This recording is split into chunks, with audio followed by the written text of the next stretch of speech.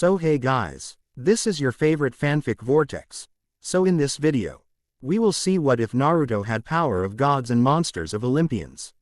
But before we start, remember to subscribe and like this video. Now let's start. I never asked for anything and I never complained about what I had, or rather didn't have. I never knew peace even for a moment. Unlike most children, I didn't grow up with the illusion that I was living in a peaceful world. I was an orphan and I was hated by just about everyone in my village even before I grew my first tooth. The only exception from even the very beginning was my sole role model, the man known worldwide as the Professor, the Sandaime Hokage, Sarutobi Hijiran, who I had affectionately dubbed Gigi.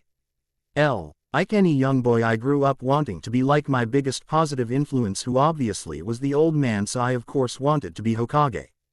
The problem was from the very beginning I had a severe disadvantage. First, the entire village hated me, and more importantly I had the unfortunately luck of being what was known as a Jinchuriki. A Jinchuriki is basically a person who has a demon sealed inside of their body.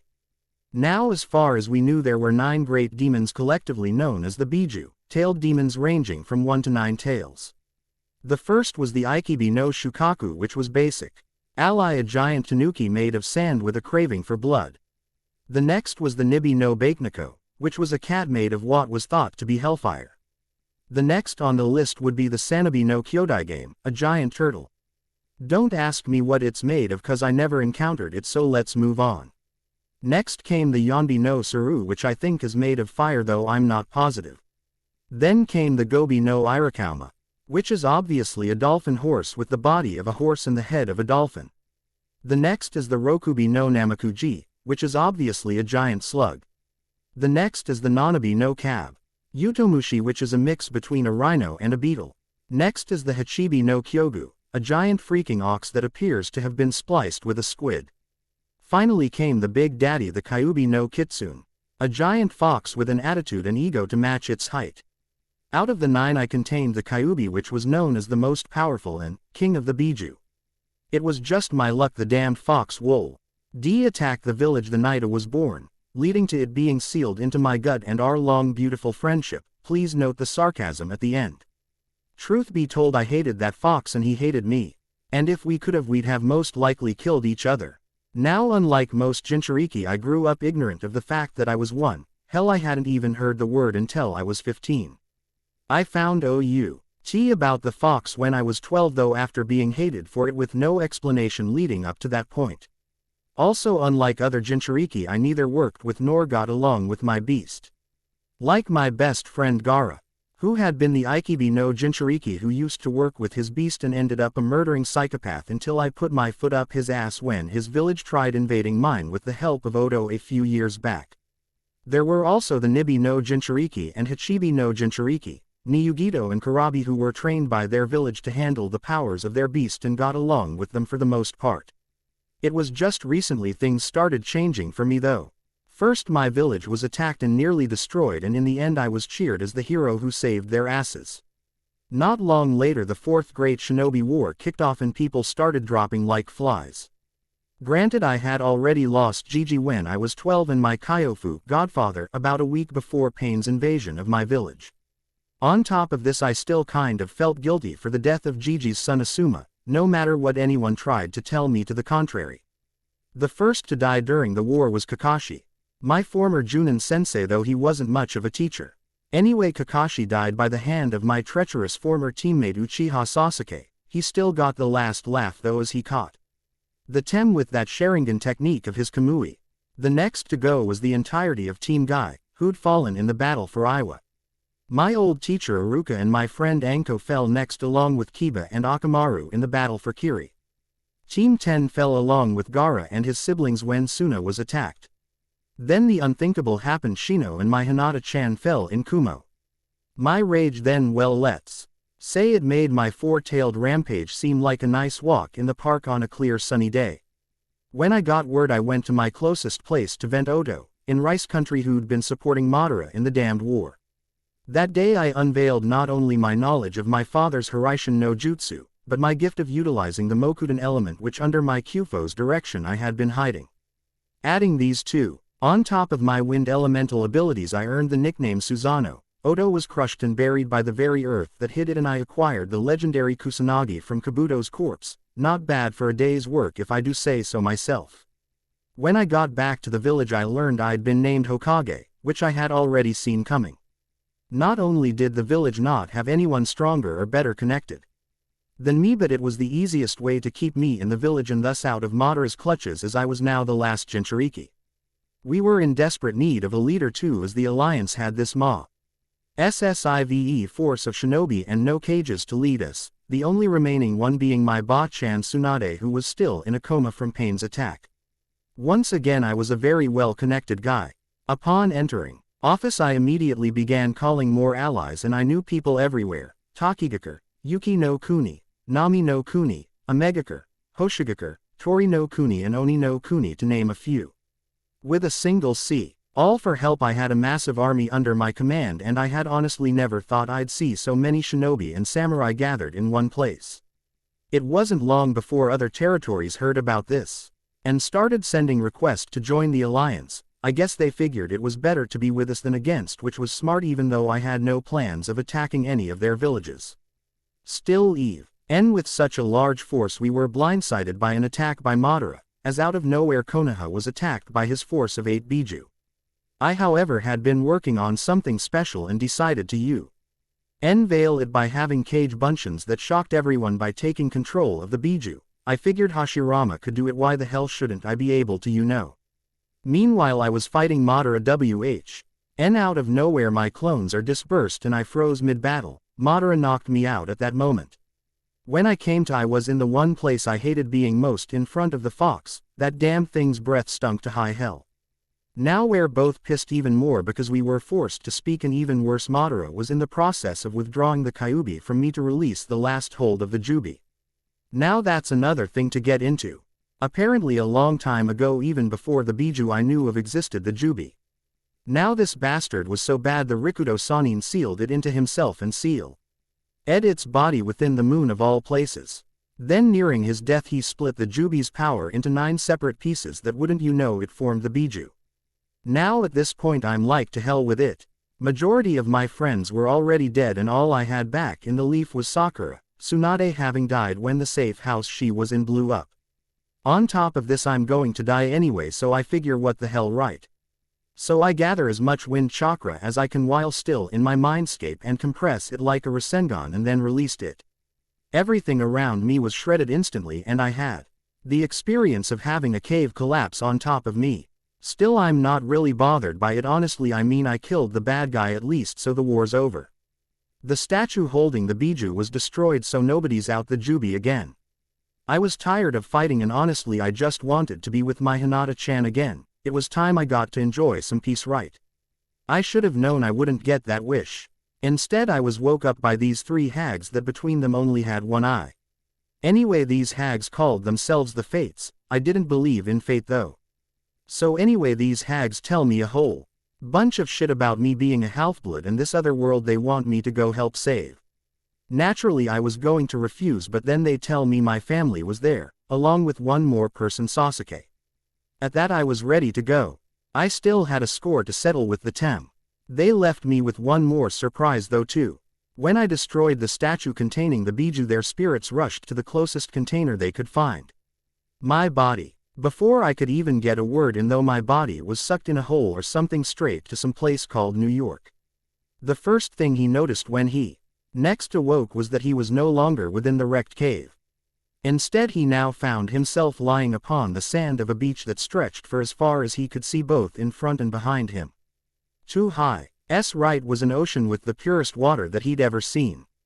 To the left however was a wall of rock which, as he followed upward, left him breathless, as it was the Hokage monument with the addition of his face taking the spot next to Tsunade's. This one however was different than the one he'd grown up looking down upon the village from. This was because the faces were divided, for the faces of the first 3 Hokages sat to the left while the last 3 was on the right, while a house sat between them. It's about time you woke up, Gaki. It's alright Naruto-kun, I'm not going anywhere, I won't leave you again, said Tsunade quietly, stroking her fingers along his back. Finally the teen managed to pull himself back together and pulled back in order to get a look at his predecessor. The furs. Key thing he noticed was that she appeared younger, maybe about 18 instead of the 30 she had masqueraded as when he'd met her. The second thing he noticed was that he was slightly taller than her now, woman standing only 5 feet 7 inches while he had grown another few inches stopping at 5 feet 9 inches. The final thing he noticed however was her state of dress, which consisted only of a light green two-piece bikini, which caused a blush to cover his face. Tsunade laughed at that, a sound that made his heart feel a bit lighter yet made him more embarrassed. It's nice to know even after sleeping with you, I can still get you to blush so heavily, said Tsunade, causing his blush to deepen. In the aftermath of Jiraiya's death he had blown up on her about allowing Jiraiya to leave on his own, blaming her for his death. He'd returned that night and apologized to the woman only to wake up in her bed the next morning holding the nude Tsunade within an embrace. They had never spoke about it, as he'd left for his sage training that same morning, and she fell into her coma the day he returned, having used all of her energy to help those who'd fallen at Pain's hands to recover. How? Started the teen only to be erupted by the elder blonde as she pulled him to his feet. Come on Gaki, there are some people waiting to see you, said the woman, pulling him along by his right arm which she'd wrapped with her left. After a bit more walking they came upon the sight of a few more people occupying the beach, all women. Within the water there was a woman with long blonde hair that fell down and covered her backside, wearing a two-piece tan bikini, the top of which struggled to contain her bust. Along with her was one with long black hair dressed in a white two-piece, and one with long blue hair wearing a lavender two-piece. On the beach was a woman with long red hair that wore a dark blue two-piece. Finally next to her was a sight that brought a tear to his eye, as lying next to her staring into a sphere of Akra was Konohamaru wearing red swim trunks with monkeys printed on them. Ero Sanin was actually right. Heaven actually is a beach with girls in bikinis. My Ototo is a bonus though, muttered the blonde, causing Tsunade to chuckle. Not quite, Naruto-kun, this isn't heaven. Unlike us, you never died. This is your mindscape the way it was meant to be, said Tsunade, shocking the teen. Because of Hi's shock, the blonde failed to notice that all the women had stopped what they were doing and began making their way over towards them until they were right in front of them. Hello Naruto-kun. The voice was one he recognized intimately and immediately had him setting his sights upon a face he was intimately familiar with, along with a pair of lavender eyes. Hinata-chan, how? Muttered the blonde, slightly choked up by the sight of her. We are gifts to you from Kami-sama, stated Tsunade, catching the young man's attention. Kami-sama has watched over you all of your life. Despite everything being against you, somehow you managed to push through it all and come out the way you did. Not only that, but you united the nations and brought about true peace. Because of this, Kami-sama saw fit to bring us to you, said Tsunade, causing the blonde to look at her in confusion. Gaki, when that cave collapsed, everything within it was destroyed, including the statue containing the biju. With nowhere else to go, their essences were drawn within the seal on your body. However, the biju are nothing more than raw chakra constructs. They don't have souls or bodies and are nothing more than raw chakra constructs driven solely by instinct, stated Tsunade, getting a nod from the blonde, who knew this much already.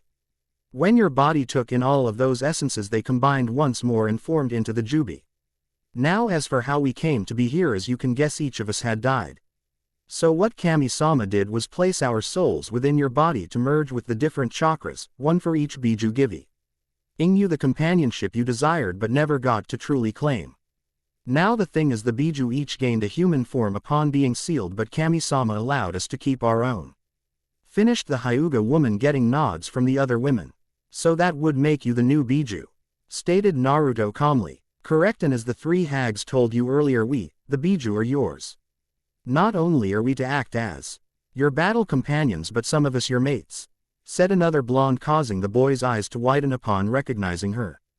Tamari. What the hell? Exclaimed the teen. What, not happy to see me? Demanded Tamari with a glare. No, I'm happy, but I was pretty sure you were with Shikamaru. Plus your brother's my best friend, said Naruto, causing the woman to calm down. True. In fact, Gaara volunteered for this. Kami-sama wouldn't allow it though, since he's already been brought back once. My family owes you, so I accepted. Besides, Gaara always wanted to marry me off to you to unify the villages, which I had agreed to do. explained Tamari, getting wide eyes from the former Hokage.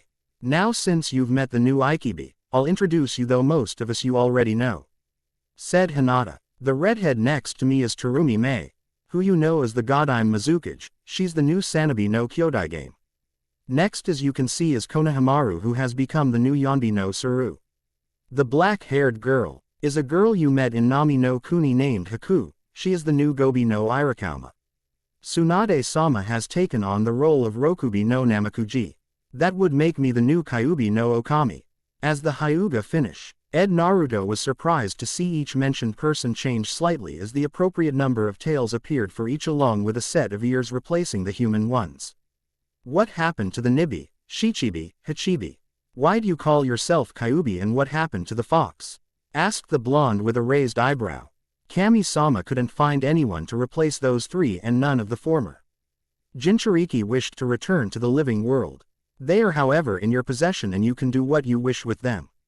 I see, said Naruto with a sigh. And you all agreed? Naruto skeptically. Well, none of us were forced, if that's what you're asking, boss, said Konohamaru, getting nods all around. Why, Naruto-kun, each of us are bonded to you. Even before accepting our new roles we all felt a bond connecting us to you. Somehow you managed to endear yourself to all of us in such a way we couldn't help but become attached to you. Following you on this new path was only natural, explained Hinata with a soft blush. Naruto-kun, you once said that if things had been different the two of us would have been great friends. I believe this is that chance we both craved, said Haku with a kind smile. I told you as one of the last Uzumaki, you're not getting rid of me easily, Hokage Dono, said Mei with a smirk. Don't think I'm letting you have all the fun, said Konohamaru with a large grin. Wait, what about my contract with the toads? Questioned the blonde with wide eyes. That's valid until you die, and seeing as how you're immortal you don't have to worry about losing it. Nobody ever said you couldn't have more than one summon after all. The only reason there's a contract for us is because you're allowed to share it with family if you choose. Wait a minute, let's back up a step. When did I become immortal? Asked the blonde. Well, apparently you've always been immortal. The only way to kill a Jinchuriki is to separate their soul from that of the Biju or cut off their head. This is why you've always had a healing factor. Now instead of one Biju sharing your body with you, you have 9 connected to your soul. Even without this you yourself have become the new Kitsun Biju, and seeing as you absorbed the essences of the Biju you became the Jubi, thus becoming the Jubi no Kitsune, while Hinata has become the Kyuubi no Ryu, said Tsunade. Naruto raised an eyebrow at that. Sure, it wasn't until after he completed the seal holding the Kyuubi that his abilities skyrocketed. His chakra control had shot through the roof, and his affinities for earth and water chakras had made themselves known.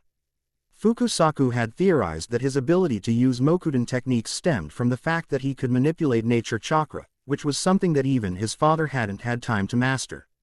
He'd also theorized that his last 2 elemental natures had been used to help fight off the Kyuubi's chakra, which would explain why he didn't possess anything beyond the regeneration he'd gotten from holding Kyuubi, when every other Jinchuriki could use their Biju's powers even from a young age. After his completion of the seal, however, he had gained the ability to manipulate raw chakra, much like he could when under the influence of the Kyuubi's chakra. This news of becoming the Jubi, however, really threw him for a loop. He didn't even feel any different than he usually did. Still, he just knew somehow that his life just got far more complicated. 7 half-bloods shall answer the call. To storm or fire the world must fall. An oath to keep with a final breath. And foes bear arms to the doors of death. The words of Rachel's prophecy still rang within the mind of Percy Jackson even now. It had been a little over a week since the words were spoken.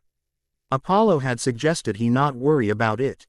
Centuries had passed before his prophecy was fulfilled after all. Yet he couldn't help but worry about it. With his luck it would not be very surprising if he and his friends somehow got mixed up in it. Thankfully his girlfriend, he was still surprised with it, Annabeth, had been around to help keep his mind off of it.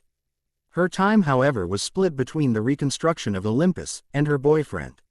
As it was, he thanked the gods that they were attending the same school.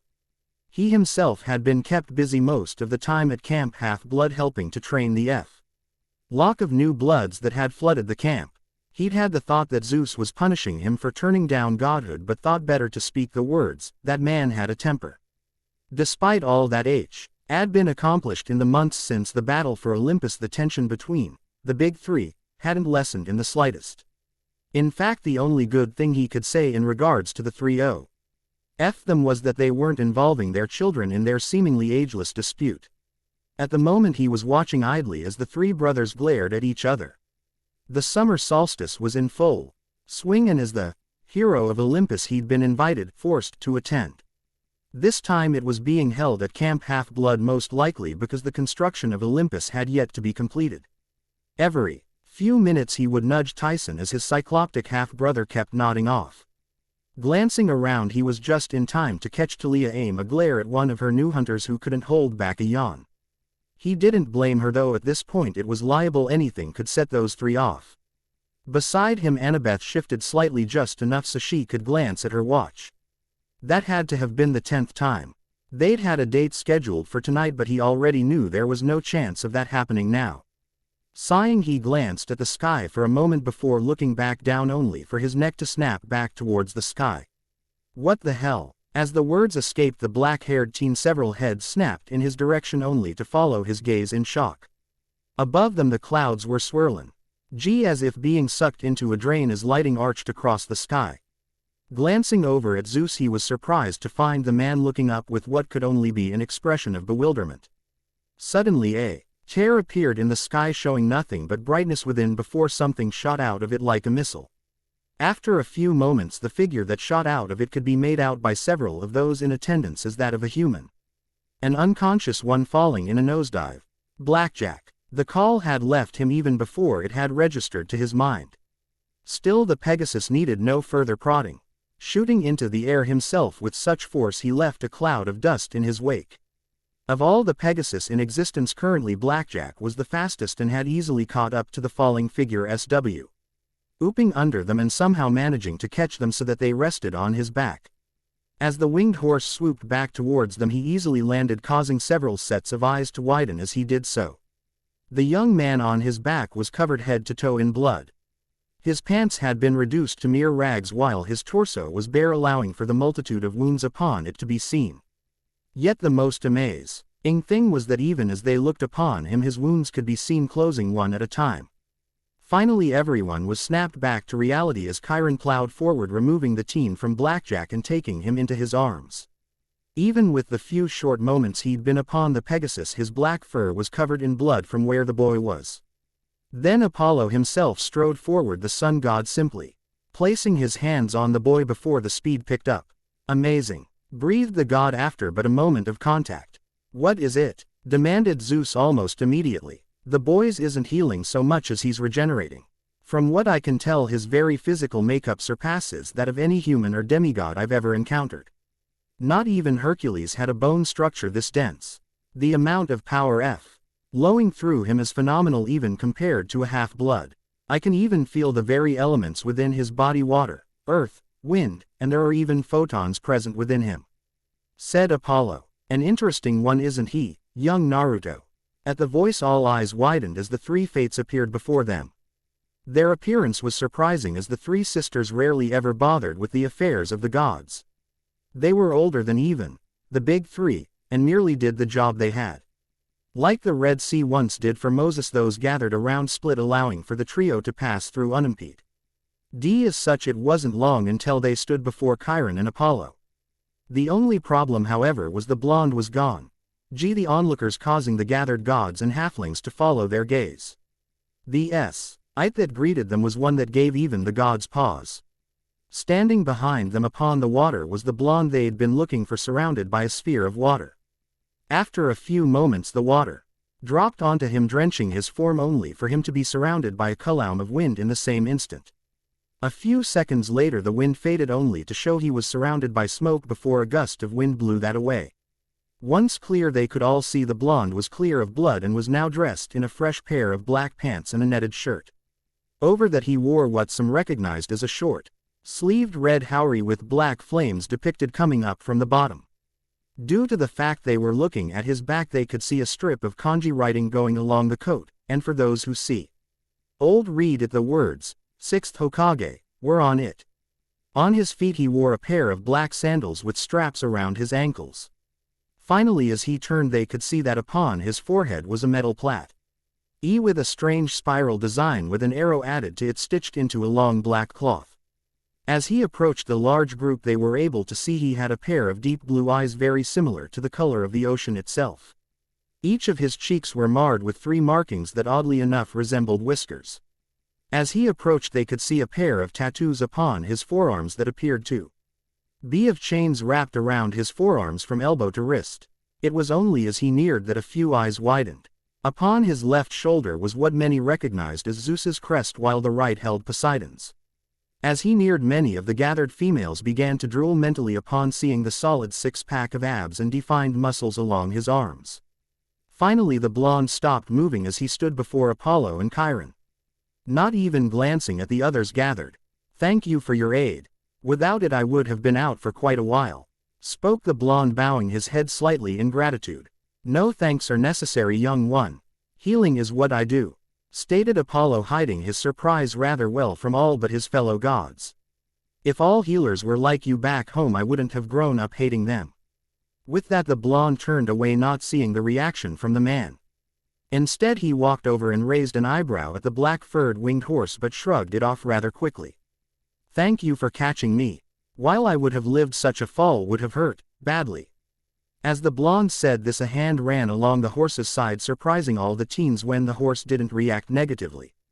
At least until everyone noticed the ball of red liquid that began to gather in the blonde's hand as he moved it along the horse's side before he tossed it aside, leaving the Pegasus blood free. "Now then, not that I'm ungrateful, but what do I owe you for this second chance at life?" questioned the blonde as he turned to face the 3 fates. "You owe us nothing, god of storms," replied the white-haired figure, surprising everyone. Atropos was the name given in his mind. "Does everyone know that damned name?" groaned the blonde in annoyance. "You don't like it? I find it rather fitting a name. Much like your father, the Yellow Flash," stated a different one, this one red hair, Lachesis. "Do not forget, sister, young Naruto doesn't believe in gods nor fate," stated the orange-haired one, Clotho. "Of course not, I control my own destiny and I've killed enough so-called immortals to know better," stated the blonde with a scoff. "Those were all mere mortals who thought themselves powerful, they were nothing like what you are," stated Atropos. "It still doesn't the fact that gods no longer exist. They were killed off long ago." As the blonde said this, the eyes of the campers widened while the gods narrowed. "Boy, who told you those lies?" demanded Zeus, bringing the attention of the 4 to him. Naruto eyed the man for a second, taking in his appearance. He was old, judging by his facial features, but he didn't look as old as the Sandame had looked. He wore a dark blue pinstriped suit with a white shirt, red tie, and black shoes. He had long black hair that was graying, that fell down to just past his shoulders where he could no longer see. He had a mustache and beard that together stopped at the upper portion of his chest. He had deep gray eyes and appeared to be a little over 6 feet tall with broad shoulders. Aside from that, he exuded an aura of power, though Naruto could tell he was restraining it. The blonde took all this in with just a second before shrugging his shoulders. Removing a scroll from the pouch hidden within his haori, the blonde unrolled it slowly. His eyes scanned the kanji markings quickly before he found what he was looking for. Biting his thumb, he ran the bleeding digit across the marking before a puff of smoke occurred, which cleared to show a small leather-bound book. "I found this a couple years ago while traveling. Aside from myself, no one in my village could read it. Apparently it's in some long-dead language that for some reason I could understand. If you can read it, you'll understand. If you can, read it aloud. I hate explaining things," stated the blonde, handing the man the book. "It's in ancient Greek, which would explain why no one could read it where you're from. The fact that you can supports you being special," stated the man calmly after just glancing at the first few characters before he began reading it. "If you are reading this, then congratulations, you have found my tomb. Since you are reading this, you have already proven yourself worthy of both my blades as well as the truth. I only ask that you read this so that understand the truth instead of whatever lie has been told. For starters, my name, though I am known by a few, the most important at the moment is the original. I am a former captain in the Spartan army, the man known as the Ghost of Sparta, son of the king of the gods Zeus, and the god of war. My name is Kratos. I have caused much pain and suffering over my lifetime and killed many men. If there is one decision I regret, it is the one that has led to making the world this desolate wasteland that it has become. That is calling upon my predecessor Ares for aid. At the time I was desperate, losing a battle that would have meant the end of my beloved Sparta and more importantly the deaths of my wife Lysandra and my daughter Calliope. In my desperation I called upon Ares for aid and swore my service to him if he would destroy my enemies. Ares answered the call and gifted me with a pair of chain swords, known as the Blades of Chaos. For months I served Ares until that night where everything changed. Ares had commanded a raid on one of Athena's villages and I and my army did as commanded even. If it was against everything my instincts screamed at me. I don't remember much about it but seeing fog during the course of the battle. All I know is that when the fog lifted my wife and daughter were lying before dead, cut down by my blades. It was only then that Ares appeared before me, and with his hair alight with flames I finally saw him for the devil that he was. He explained to me that in order to create what he thought was the perfect warrior he had me kill my family in an effort to kill my heart. He succeeded. He created a monster, one that would not hesitate to slay those who stood as his enemies. That night as I was cursed to forever show the burden of my sins by having the ashes of my family grafted to my skin, I swore to kill him. From that day on I was known as the Ghost of Sparta. For 10 years after that I served under the gods faithfully until finally my chance had arrived. Ares was attacking Athens itself and Zeus had finally lost his patience with Ares' plans of conquest. I was sent to Athens to end the problem and ultimately to kill Ares. It was to be my last task as a servant of the gods before my sins would end and the nightmares would end. After much struggle, in which I had to retrieve Pandora's box which gave me the power to kill a god, and again, my vengeance was granted as I killed Ares. The Blades of Chaos were lost to me during the battle and I had run him through with a sword that I had originally only seen as a bridge. Despite killing Ares, however, Athena informed me that my sins could never be forgotten. Feeling abandoned by the very gods I faithfully served, I threw myself off of the highest cliff in all of Greece. Instead of dying, however, after hitting the water, I found myself elevated and before Athena, who explained to me that the gods were rewarding me for my service. There was an empty throne on Olympus and I was to claim it. From that point I was the god of war. Unfortunately for me, by that point I was still being plagued by the nightmares of my time serving under Ares. Worse, I found myself alienated on Olympus as the other gods didn't trust me. After all, I'd already killed one god. Athena tried to help me but by that point I was already too far gone. The nightmares had long since driven me to madness and I turned to the only thing I knew how to do, fight. By this point I had already been gifted with a new set of blades. The Blades of Athena, which were basically a more powerful version of my previous blades. Eventually Zeus appeared before me and in an act of betrayal drove the blade of Olympus through me, of course. This was after tricking me into draining my powers into it, thus reducing me back into immortal. Instead of dying I was saved once again, this time by the Titan Gaia. At Gaia's direction I journeyed to the home of the Sisters of Fate. To turn back time to when Zeus was vulnerable, when he was preparing to kill me. Like always, my anger and thirst for vengeance blinded me and I journeyed to the home of the three sisters, stopping to pay a visit to Typhoon and Prometheus along the way. After a bit of struggle I killed Perseus, Theseus, the sisters, and took control of the threads of time. When I went back I surprised Zeus and nearly killed him if not for Athena's interference. Because she stepped between us, however, Athena died instead, though before she died she told me the secret that had been kept from me, that Zeus was my father. By this point there was no stopping me, and like Zeus who once tried to kill his father, so would I accept I would succeed. When I went back to Olympus it was with the support of the Titans. I had gone back through time to just when they were defeated and brought them back with me when the gods were weakest. The Second Great War, as I call it, didn't last long, at least to me. It didn't take long for Gaia to betray me and drop me into the underworld. When I fought myself up this final time I was on my own side. Athena had appeared before me again, telling me she had ascended into a new level of existence and seen truths that she hadn't before. As an act of good faith she transformed my blades into the Blades of Exile. By the end I had killed Poseidon, Hades, Heracles, Hera, Helios. Ripped off Hermes' legs and killed Gaia. My battle with Zeus had been the most troublesome. As lazy as the old man had gotten, he still put me through one hell of a battle, too. Be honest, it kind of scares me what he'd have been like if he spent half as much time training for battle as he did sleeping around. I did learn, however, that the gods weren't themselves, apparently. When I first opened Pandora's box, I released the evils stored within, which infected the gods. While I in turn absorbed something Athena placed into the box, the power she called hope, a power I release into the world after my battle with Zeus by running myself through with the blade of Olympus, not my wisest idea. It is only after the fact that I see what my actions have wrought, however. The world is now a desolate wasteland. I have discovered that while I no longer possess the full power of a god and have been reduced to a mortal once more, I still have some power. I have taken to calling this power chakra. I, however, am not the only one to possess this new power, for many now possess it, though not to my extent. Unfortunately, the evils that had once been sealed within the box have taken on a new form, infecting and mutating a dragon so that it had 10 tails and was about 100 feet in height. It is strangely odd how the actions of my first life have affected the course of my second, as in his second life I have successfully sealed the spirit of this beast into myself, while the beast body has been sealed into a new moon, as it destroyed the previous one.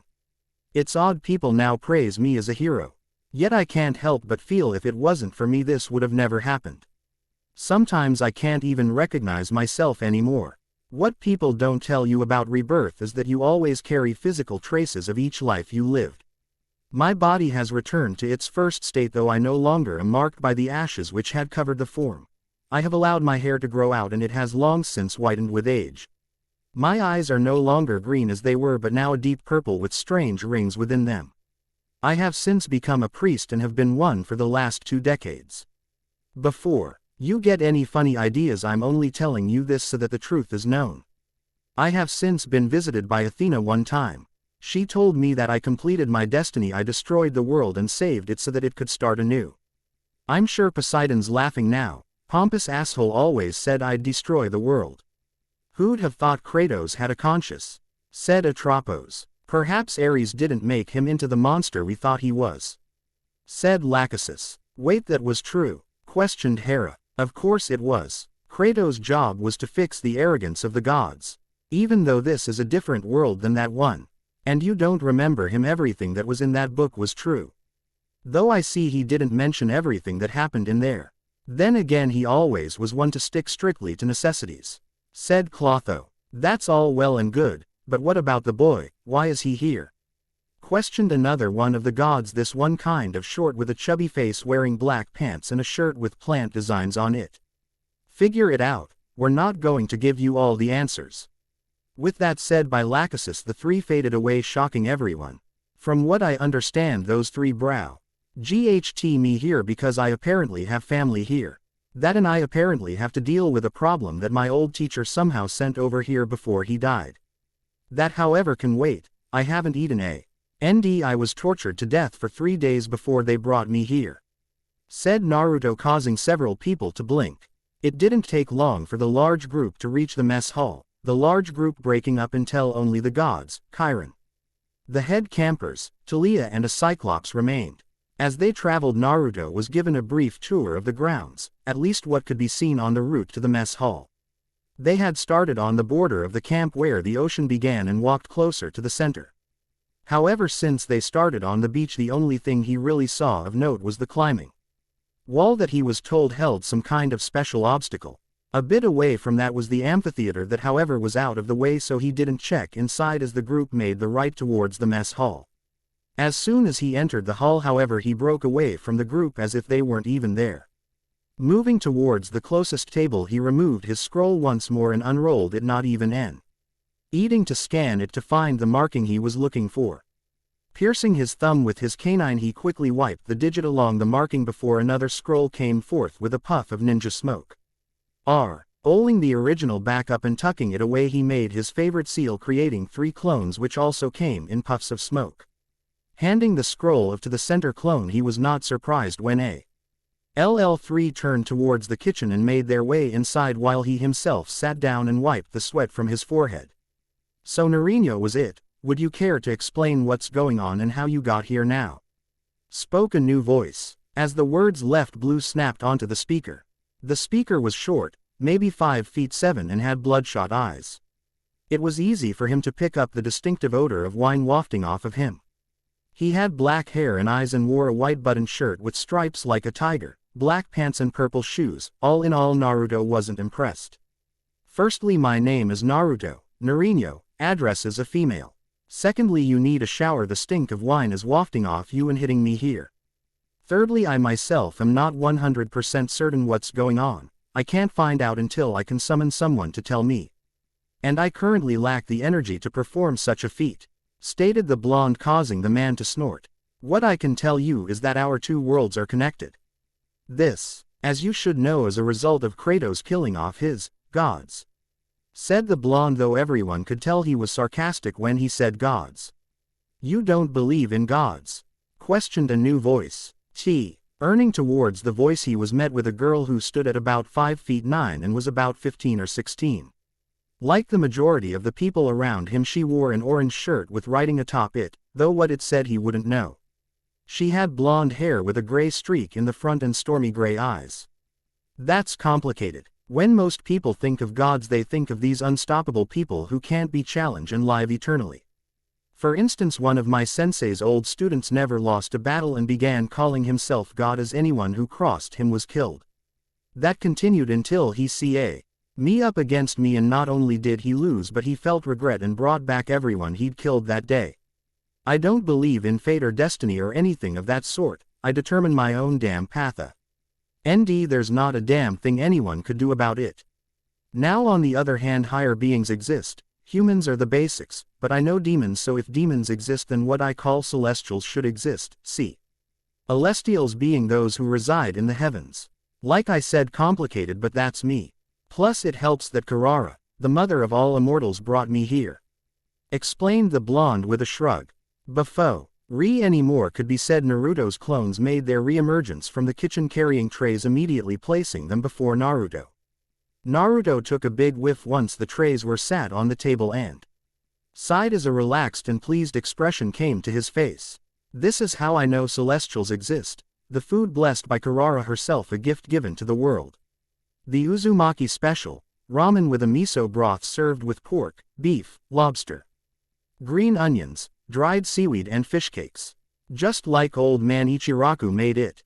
May the Lord have mercy on the departed souls of Tsukijiji and Ayame, said the blonde with a sigh. Amen, muttered the clones, causing many to raise eyebrows.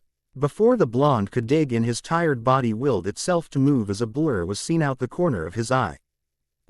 Shing out at the blur, the figure came to a stop, parrying his chopsticks with a set of her own. This woman was beautiful in a way that calling her stunning would seem like an insult. Naruto, like many had always believed Tsunade was the most beautiful woman alive, but this woman had taken beauty even further. She had long brown hair that shimmered in waves down to her back and hazel green eyes. Her skin was flawless, much like Tsunade's, only with a bit of a tan. However, at that moment none of that really mattered to the blonde. Lady, step away from the ramen, to come between an Uzumaki and I. Chiriku's isn't wise, and this is a feast out of your league, said the blonde, his eyes burning with intensity. No can do, kid, I haven't smelled such deliciousness in forever. Besides, you're looking at a record holder, 18 bowls, said the woman, flashing him a challenging stare. That's kid stuff, I hold the record, 25 bowls, retorted the blonde, flashing an equally challenging look. A duel then? Questioned the woman. You're on. Keep them coming, retorted the blonde before barking the order to his clone. With that, the two separated as the woman took a seat on the other side of the table. An teeming hot bowl was placed before each of them. As the bowls were placed, the two glared at each other with an intensity that only defending the gloriousness of Ichiraku's brought out of the blonde before finally a clone signaled them to go. What followed was something none of those gathered were prepared to witness from the two. The moment the command was given, their heads went down and they were like vacuums. As the food disappeared, their arms mere blurs. Clones kept coming with more bowls as the two devoured the food broth and all, leaving stacks of empty bowls in their wake. Finally the back and released a satisfied sigh before turning to one of Naruto's clones that had remained nearby the entire time. 27 for the lady, said the clone, his tone showing he was impressed. 28 bowls for the boss. We have a winner, said the clone a few minutes later, causing the woman to pout and Naruto to smirk. A feast worth of the Akamichi, Choji would be pleased, said Naruto with a melancholy smile, his clone dispersing itself in the same moment. Not bad, we'll have to go again sometime, said the woman, raising chopsticks in a salute which Naruto mimicked. All right, no. That disturbing episode has passed, can we move on? Muttered Zeus, causing both to blink and tilt their heads before shrugging in sync with each other. Naruto stood to his feet and stretched before moving around the table and biting his thumb enough to draw blood. In an instant his hands became blurs as they went through the familiar seals, and a literal dome of dark blue energy burst out and surrounded him, blocking him from view. At the sight of the dome, all eyes widened in shock as a wind whipped up in the room from the force before the energy was sucked back into the boy. Kuchio's no jutsu, muttered the blonde. With that the teen slammed his blood-covered hands on the ground. At that moment a large line of script scrawled outwards from his hands, covering the ground before him, a ND spreading before everything it touched was engulfed in smoke. When the smoke cleared, 3 people were seen standing next to the teen. The second figure was also a female, this one standing at a height of 5 feet 2. She appeared to be about 15 or 16 years old and had dark blue hair and milky white eyes with a tinge of lavender. She wore a lavender and cream zip-up sweater while the collar of a fishnet shirt could be seen. She wore navy blue pants, a hitatae tied around her neck with a black cloth, and a pair of heeled black sandals. The third, however, was a boy who stood at a height of 4'6", who could be no older than 12, with short but spiky brown hair and black eyes. He was different from the others as all he wore was a pair of gray pants. His torso was exposed, showing it was covered in red fur. Only his chest and stomach missing it, allowing his solid six-pack to be seen along with a red tail that he quickly wrapped around his waist. I was wondering when you were going to call Gaki, said Tsunade as she pulled the boy into a one-armed hug before placing him down, her hands now glowing green. You look good, Gaki. I'd say a good night of sleep and you'll be fully recovered, said Tsunade, getting a smirk from the blonde. Damn, it's loud and bright out here. Nissan, is the world always this way for you? Questioned the boy. It's the advanced senses, you'll get used to it soon. You'll also find your chakra reverses increasing drastically. You'll have Junin level reserves in no time and then surpass that. As a downside, you'll have to work on chakra control constantly. But you only need 4 hours of sleep instead of 8, so that's 4 more hours of training, explained Naruto. Okay, how did they get in here? Questioned someone in the crowd, causing all 4 to raise eyebrows. You guys act like you've never seen someone summon before, said Konohamaru with a snort. That's because they haven't, Gaki, they're all civilians, said Tsunade, smacking him upside the head. Right, anyway, the E and Hinata. The Gaki is Konohamaru. I don't know their names, but I assume they are who I should be talking to, said Naruto. Correct. I told you when you arrived you'll be in front of the people we're supposed to support, said Tsunade. Perhaps you can explain what's going on now, Tsunade-sama, said Hinata before she practically fused herself to Naruto when several eyes turned on her. Fine. Sit down, this will take a while, said Tsunade, plopping herself down next to Naruto while Konohamaru sat next to Hinata. Looking around, she was surprised when all the children sat close and on the floor while the adults who she knew to be the gods sat at the table with her or stood in hearing distance. Now to start, you should all know who sent us here. Karara, the Emerald Empress and the first true immortal, the one who created all in existence. Now when she created this world there were only 2 immortals, the Sky Father and the Earth Mother. As I'm sure some of you know, these 2 had a few children. However, the Earth Mother grew to despise the Sky Father and lured him into a trap where their son chopped him to bits with a scythe his mother had gifted him. Explain. Ned Tsunade, causing the gods to look up as they all knew who she was talking about. Upon the naming of the goddess, however, each god shuddered for some unknown reason before regaining their composure. However, this gave birth to the last 2 children the 2 had. Before the second could form, however, it was trapped due to the emergence of the first. When Kratos went on his rampage, the second was eased and became infected with all the evils that had once infected the gods. The second child became an entity of pure chakra, which became known as the Jubi no Ryu.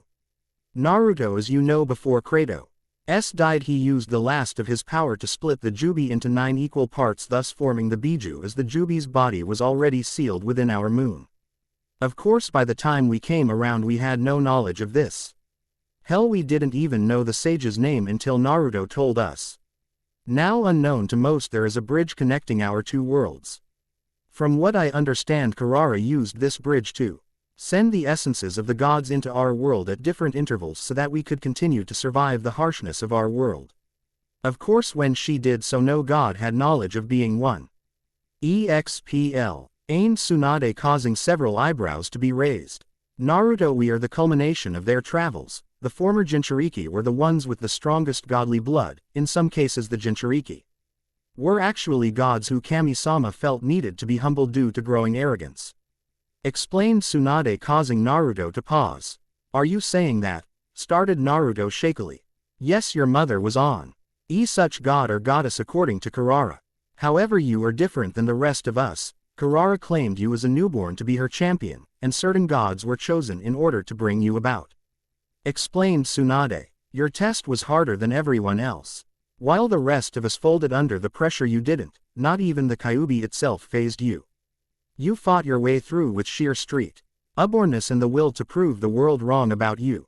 Meanwhile, I ran away from my problems. Nagato hid from them and Jiraiya just avoided them. Even with your confrontation with the Uchiha at the Valley of the End a couple years ago, you stuck to your beliefs and took the harder course of action. Of course, without your immortality that would have killed you. Anyway, the Mangekyo Sharingan Te Shnique Karui uses the bridge connecting our two worlds. When Kakashi used it on Deidara's arm, it landed somewhere in this world. Subsequently, when he used it against Sasuke, he was sent here. As such, Kurara-sama had no choice but ensure you ended up here as well, so when the cave holding you exploded, your body was flung across the bridge at that point. Explained Tsunade. How is it that he obtained immortality? Turning to the voice, Tsunade found the form of Poseidon, who she knew thanks to her meeting with Kami. When Naruto's father, Aryondaime Hokage, sealed the 9-tailed fox, the most powerful portion of the Jubi, into Naruto as a newborn, he was gifted with a sort of immortality. In order for Naruto to be killed, he'd have to use up all of his energy and have his head cut off. However, he still would have died from old age, and due to the Uzumaki longevity would have probably lived to be 200 years old. Explained Tsunade, surprising everyone. You see, the best time to seal a demon into someone is when they are a newborn. While it could be done to anyone up to about age 8, with the exception of the Uzumaki who can do it anytime, only newborns are granted the extra bonuses. For instance, all Jinchuriki could learn to use their Biju's power, whereas a newborn also held this immortality and a regenerative power. Naruto, however, was already born powerful. The Kyuubi's power merely added to it. You see, unlike the rest of us, there was a succession of gods used in the culmination of Naruto's birth. According to Kami-sama, his mother Kushina was a god, his paternal father was a god, and his maternal grandfather was a god, explained Tsunade, causing several to blink in shock. How is that even possible? Questioned a new voice. This speaker was a boy that sat next to the blonde girl. He had black hair with gray streaks and sea-green eyes and stood at 5 feet 10. From what I understand, your gods tend to split their essence into multiple parts. It's no surprise they wouldn't notice a part missing if they weren't paying attention, said Tsunade with a shrug. This still wouldn't explain why we wouldn't remember such a thing, said a new speaker, a woman this time. You are Athena, correct? Spoke Tsunade, getting a nod from the goddess. Well, for you it should be simple to figure out with a hint. Zeus controls Olympus and is known as king of the gods, but the fates don't bow to him. However, they do bow to someone, stated Tsunade. And if that someone was this Emerald Empress who sent you here, then they would be powerful enough to erase our memories, concluded Athena with a frown. Exactly. However, your memories were only blocked, not erased. You should actually get them soon. The reason being is that certain things needed to happen in our world and Apparan. You guys already had enough trouble brewing in your own. Still, because you guys are dead, you can't go back there in a godly form, so whenever you do, it's as a mortal, but always an extremely powerful one. Somehow your children always seem to inherit your godly powers, but I don't know how, and it gives me a headache trying to figure that part out. Explained Tsunade. I have a question. Why does he look half monkey? Questioned another of the obvious campers. This girl was tall, about 5 feet 11, and was a bit muscular for a girl.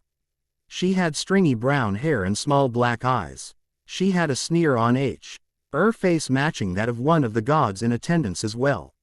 Well, when boss died, the essences of the Biju were in the cave he was held in. He not only collapsed the cave but blew it up, and the essences shot into it. Karara-sama released several souls to absorb them, and I subsequently became the Yonbi no Suru, or four-tailed monkey. I was actually in the middle of a training session when I was called here.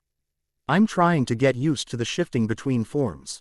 Explained Konohamaru with a shrug. A monkey, said the girl with a snort. A 100-foot-tall monkey that can grow larger, and control earth, fire and lava. Retorted the boy, immediately causing the girl to stop and sit a bit straighter. Faster than most could blink, a white tail appeared from behind Tsunade and proceeded to smack the boy upside the head before disappearing. Watch your mouth, Gaki. It's what got you killed in the first place, said Tsunade, glaring at the boy, who gulped noticeably. As I said, Naruto's trails were the harshest.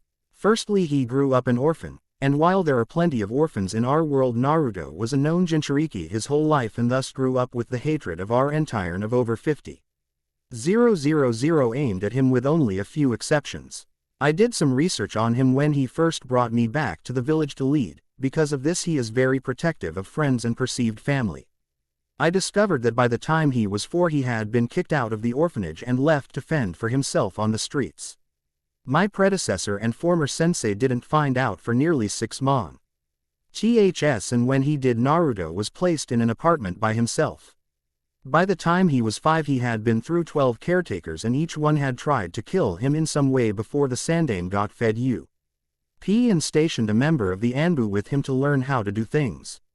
By the time he graduated from our shinobi program at age 12, even with his teachers purposely failing him, he had been through 1,200 assassination attempts and been hospitalized more times than that. He was also malnourished, which resulted in not only a lack of physical development but a stunt in his height, making him among the shortest of his class. This was only worsened by his dyslexia and ADHD, making him the center of ridicule throughout the entire village. Explained Tsunade, her words having visual effects on everyone, hearing them, who either paled or were looking at the teen in shock. Is there a way to access the bridge from this side? Questioned a voice seething with anger. Turning towards the voice, everyone was surprised to find the woman Naruto had ate with, seething with anger, so much so her hair was floating around her, changed from brown to bright red and split into 9 segments resembling tails. Her yes had also changed from hazel to violet, and she had gone from about 5 feet 10 to nearly 5 feet 5. At her appearance, both Naruto and Tsunade gasped, becoming wide-eyed. See, Gaki, I told you Kushina was still around, said Tsunade weakly. Kushina, even though a portal exists, it won't do you any good, the ones behind that are dead. Spoke Tsunade. You know, when you said they'd be getting their memories soon, I thought you meant in like a week, said Konohamaru, cowering behind Tsunade. I was thinking more like tomorrow. You have to remember, these aren't humans we're dealing with. Still, something must have triggered her memories, said Tsunade. Before anyone else could speak up, she had disappeared and had appeared in front of Naruto before engulfing him, crying heavily and apologizing over and over. Naruto could do nothing but return the embrace as she rambled on how she would have taken him away if she'd have known, and so on. That is exactly why you guys couldn't know, said Tsunade with a sigh, causing all eyes to turn towards her, even the grieving mother. Anyway, back to the story. Despite everything and just about everyone being against him, Naruto still graduated from the Ninja Academy at age 12, though he tried early graduation twice. On his first real mission, he somehow talked an A-rank shinobi into avenging someone who died for him, and though he died in the end, things worked out in Naruto's favor. He inspired an entire room of genin from different villages to continue with a test with renewed confidence, with a bit of speaking when most were scared out of their minds. He pulled the stick out of a Hyuga's ass, which most thought was impossible, showed an insane Jinchuriki a path in life that didn't involve killing everyone he came across, talked me into becoming Hokage, talked a rogue princess into retaking her country and throne. By 16 he'd talked a priestess into accepting her role in life, and by the end had her practically begging him to bless her with child. Tall, Ked an old lady into sacrificing her life to bring back one of his friends whose death she was basically responsible for. He defeated Nagato, who before had never lost a battle, and talked him into bringing back everyone he killed that day. His right hand was even convinced into helping the Gaki out along his path. Long story short, the Gaki became an inspiration, a person who so many people liked. He was able to build up a grand army comprised of every military power we have to offer with him at the head. Though they now believe him dead, that army still stands in his honor to protect the people of the world. In short, he brought about true peace, the kind his father could only hope for. As Tsunade finished, she left everyone beside Konohamaru and Hinata in shock. Even Naruto was a bit shocked at hearing his accomplishments listed out in front of him. While the kids were looking at him in awe, Tsunade noticed that the gods were looking at him with appraisal, with a hint of respect, which was exactly what she was hoping for. "You said that more than one god contributed in his creation," said Hera with a thoughtful expression. "That's not the half of it. From what I was told, you guys have basically created entire clans, and not just you but others as well. Over time some of the clans mixed though, so they have a combination of your traits like Naruto has," explained Tsunade, causing several to raise eyebrows in curiosity. "Now then, to cut to the chase, all 7 of us are related to a god in some way. Technically speaking, we're all gods since we've become the new tailed beast, but no nay of us are really interested in that stuff. Karara just wants us to help out around here so that we can learn from each other," said Tsunade, motioning for Naruto to come forward. "Now Naruto has a set of gifts for you kids. But only after we can determine who helps whom," said Tsunade, causing the gods to nod in understanding. "I see 4 of you," stated Athena with a raised eyebrow. "Yeah, the OT. Her 3 girls can't be summoned by Naruto until he completes some prerequisites. Konohamaru doesn't have any, and he had already done so with Hinata and I," explained Tsunade. A moment later, an each of the gods had glowing eyes as they looked upon the 4 who now had glowing symbols above their heads. Naruto had 3, 1 for Aphrodite, 1 for Poseidon and 1 for Zeus, on top of that one each a bit dim. Tsunade merely had 1 for Poseidon, but it was faint. Konohamaru had 1 for Hephaestus with a dim coloring, and Hinata surprisingly had 1 for Zeus and shockingly 1 for Artemis. After a few moments the symbols faded and the 4 subjects merely shrugged before Naruto reached, unsealed a scroll from his right arm and unrolled it on the floor. Piercing his thumb, he swiped it along a portion of the scroll before a large puff of smoke covered him, which faded moments later. When the smoke cleared, a wicked-looking blade could be seen sitting on the scroll. It was actually quite large, with a silver blade and purple and red designs covering it. "Okay, this one goes to Clarice-san. It's called Tenkan, or the Heavenly Sword in your language. I found this blade about 3 years ago. It's actually my second sword. From what I understand, you normally use a spear, but I thought I'd give you this." Apparently this blade was forged for descendants of the god of war, while at the time I did NT believe such talk, I found I couldn't wield it without it trying to suck away all my energy, which was apparently a failsafe, explained the blonde. Clarice, the girl that had commented on Konohamaru's appearance, picked up the blade one-handed as she eyed it with an expert's eye. Stepping away, she gave it a couple practice swings and found it was heavy, which would require training to use. Digging back through the scroll, Naruto was covered by another cloud of smoke, which cleared to show him holding a black rod with a broken arch on the end and a hole in the center. "Taliya-san, this is the Raijin no Ken, or the Sword of the Thunder God. It belonged to my predecessor, Tsunade's great uncle, Senju Tobarama, our second Hokage. The hilt emits a blade of lightning-like energy. This was my first sword, one I recovered from a trader who stole it after setting up his student. We'll have to teach you some things before you can use it though," explained Naruto, tossing her the hilt. Raising an eyebrow upon catching it, Taliya frowned, not seeing a switch, but tucked it away regardless after receiving a subtle nod from both Artemis and Zeus. Naruto, however, was by smoke, which cleared to show a large double-headed spear which looked to be glowing purple. "Now Tyson-san, this is the Spear of Destiny. It is one of the many weapons I found in the tomb of Kratos. I had initially had a couple her thoughts for you, but I settled for this one," explained Naruto. Now Tyson was a massive figure, easily stockier than everyone in the room, and strangely enough had only a single eye in the center of his head. Regardless, the boy picked up the spear, which easily grew to fit his frame. With a childlike giggle he twirled it before moving back to his place and settling it across his lap. Annabeth-san, these are trench knives. Now they belong to an old friend of mine, Konohamaru's uncle, before he passed. Since from what I can see you're a close-ranged fighter, but you prefer smaller blades judging by that knife you hold. When Asuma used them he used to channel wind energy to them for an extra kick, but we'll see what you can do with them," said the blonde, handing her the knives. At this the blonde girl took the knives and thanked him softly before sitting beside the boy who was obviously her boyfriend. As soon as she moved back, Naruto was covered by another cloud which cleared to show a set of spiked chains with a hook at each end. "Nico-san, these are the claws of Hades. These were some of the blades that I found in Kratos' tomb. From what he said they once belonged to the god of death, before he took them off his corpse. According to his notes, these can be used to rip the souls out of your enemies and even let you control them in battle. Your father can teach you to use those I still have some things to train you on." Nico raised an eyebrow at this information as he walked up. Looking the boy over, Naruto found that he was about 12 years old and had messy black hair with dark brown eyes. He wore a pair of black jeans with a matching shirt. As the boy picked up the weapon, Naruto saw he also wore a ring on his right hand in the shape of a human skull. As he went to retake his seat, Naruto was once more surrounded by smoke. Finally Naruto withdrew one more weapon, a sword with a long straight blade. The guard had an odd snake design and the hilt was white. "Perseus-san, this is the Kusanagi no Tsurugi, or the snake sword. Legend has it the god of the seas ripped this baby right out of the gut of an 8-headed snake. Anyone bit by this baby is subjected to a very dangerous poison.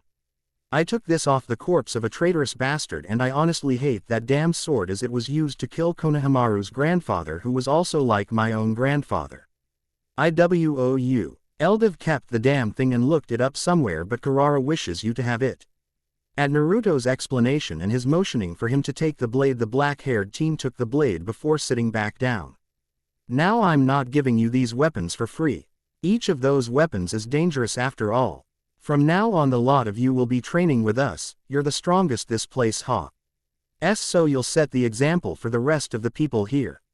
Tsunade and I were both leaders of our village, the greatest military superpower of our world, Tsunade being my predecessor.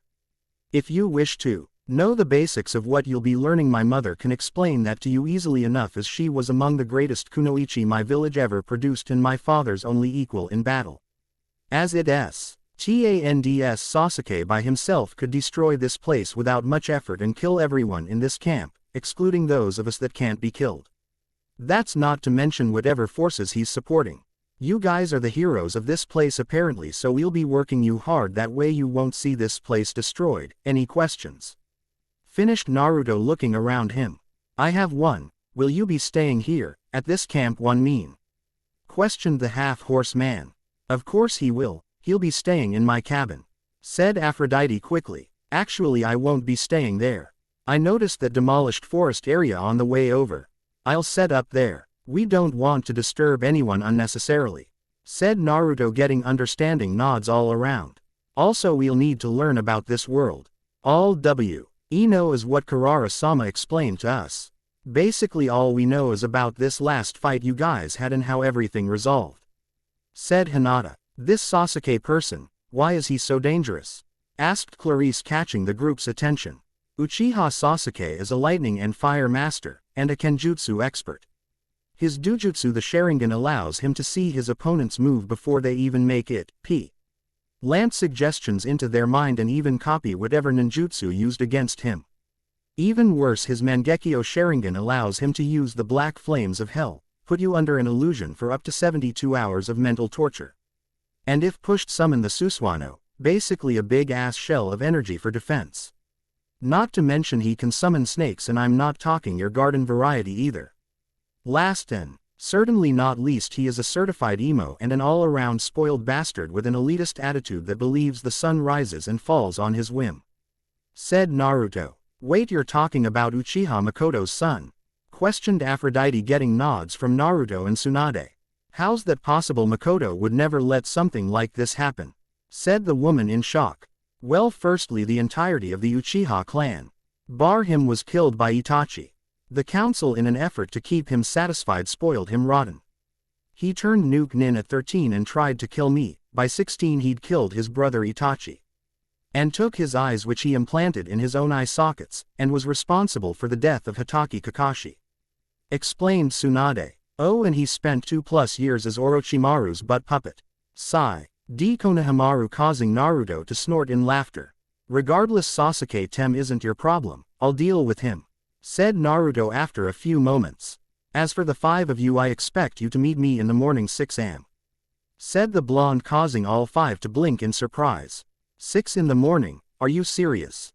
Exclaimed Clarice. You know, you're right, said Naruto thoughtfully, causing the group of teens to sigh in relief. 6 is a bit late, let's make it 5.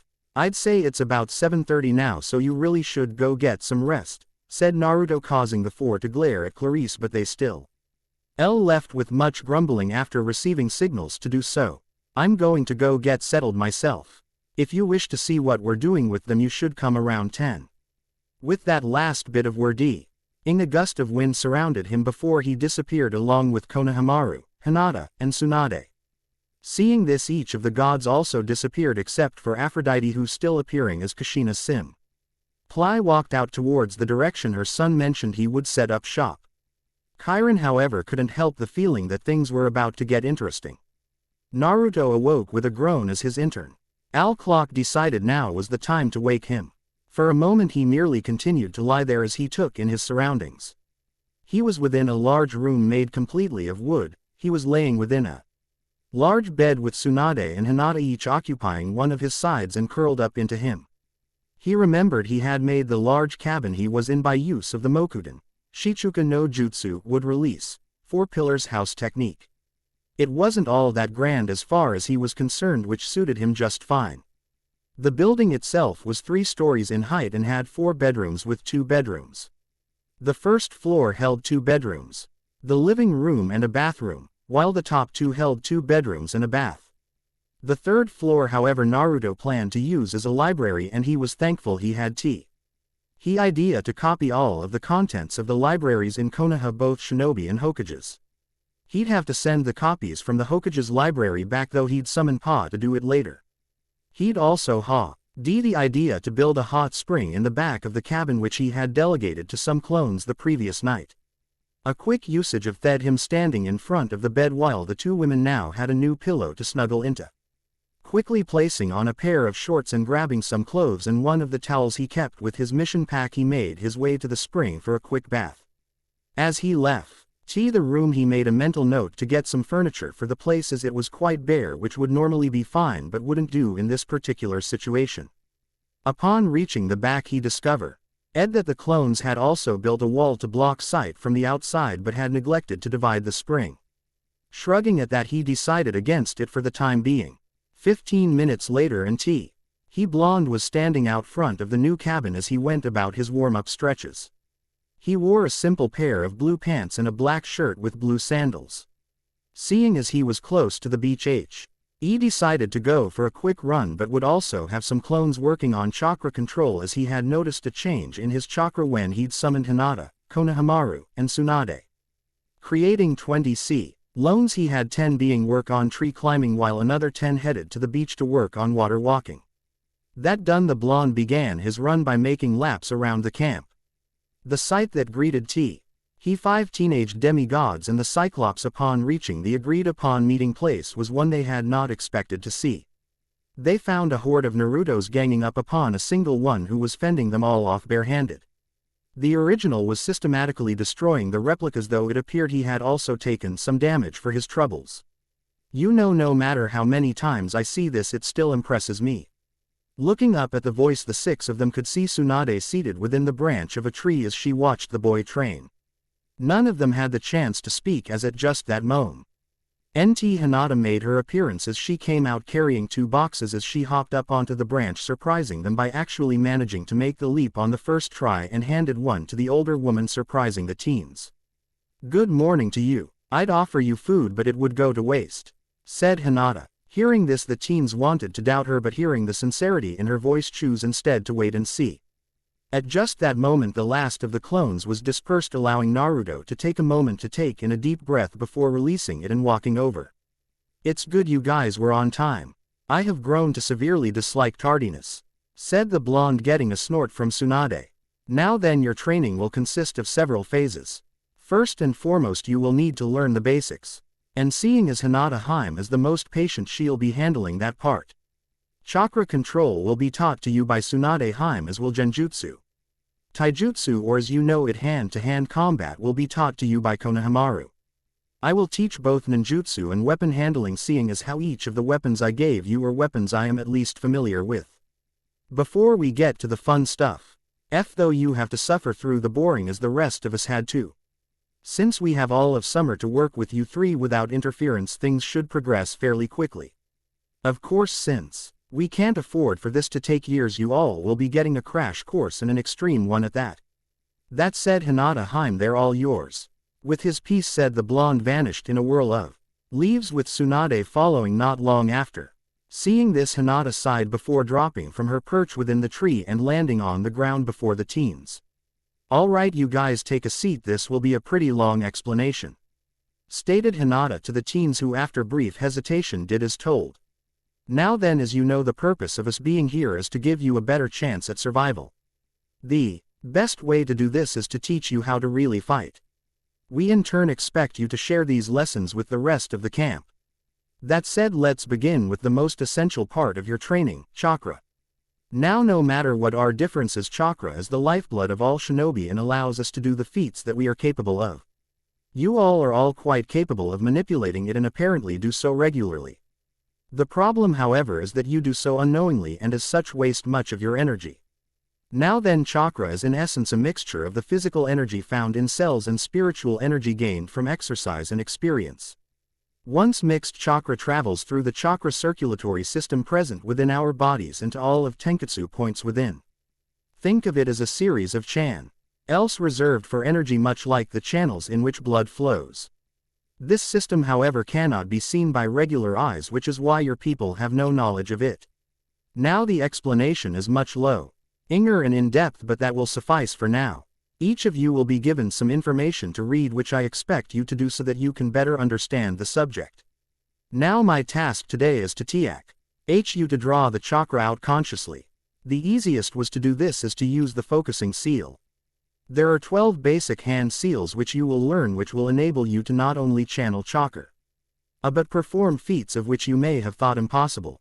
By use of seals, shinobi bend the very elements to our will. We can spew fire from our mouths, create dragons of water, blades of wind, control lightning, and move the very earth at our command. At these words, each of the teens gained wide eyes and began listening in earnest due to anticipation. Seeing this, Hinata began going through seals slowly so that they could see them. The 12 basic seals are as follows: Tori or bird, I or boar, Inu or dog, Tatsu or dragon, Ushi or ox, Tora or tiger, Emi or snake, Ne or rat, Uma or horse, Suru or monkey, Yu or hare. And finally Hitsugi or ram. For now we will use Hitsugi as the focusing seal. With that, Hinata went about helping each of them with the forming of the seal. After she placed their hands in the correct positions, she would have them doing it repetitively until they could do it right on the first try. Finally, after what seemed like forever but wasn't really all that long, everyone had the seal correct. Naruto and Tsunade sat calmly in what was known as the big house as the two sat chatting with Chiron. The centaur, as he was now known to the boy, was deeply impressed with how things worked in their native world. From what he could understand, the sole difference between the two worlds was that in one humans relied on technology while in the other they had focused on knowledge of self. Because of this, both had evolved differently. While one had advanced technologically, they had ended up damaging the planet as a result. On the other extreme, however, the planet as a whole was perfectly fine, but technology was limited. The conversation had grown due to the two of them approaching, asking if they could use some horses and wagons to do some shopping. It why refreshed him to hear the question, as it took him back to the days when the world was simple and he didn't have to hide himself whenever he ventured into the world.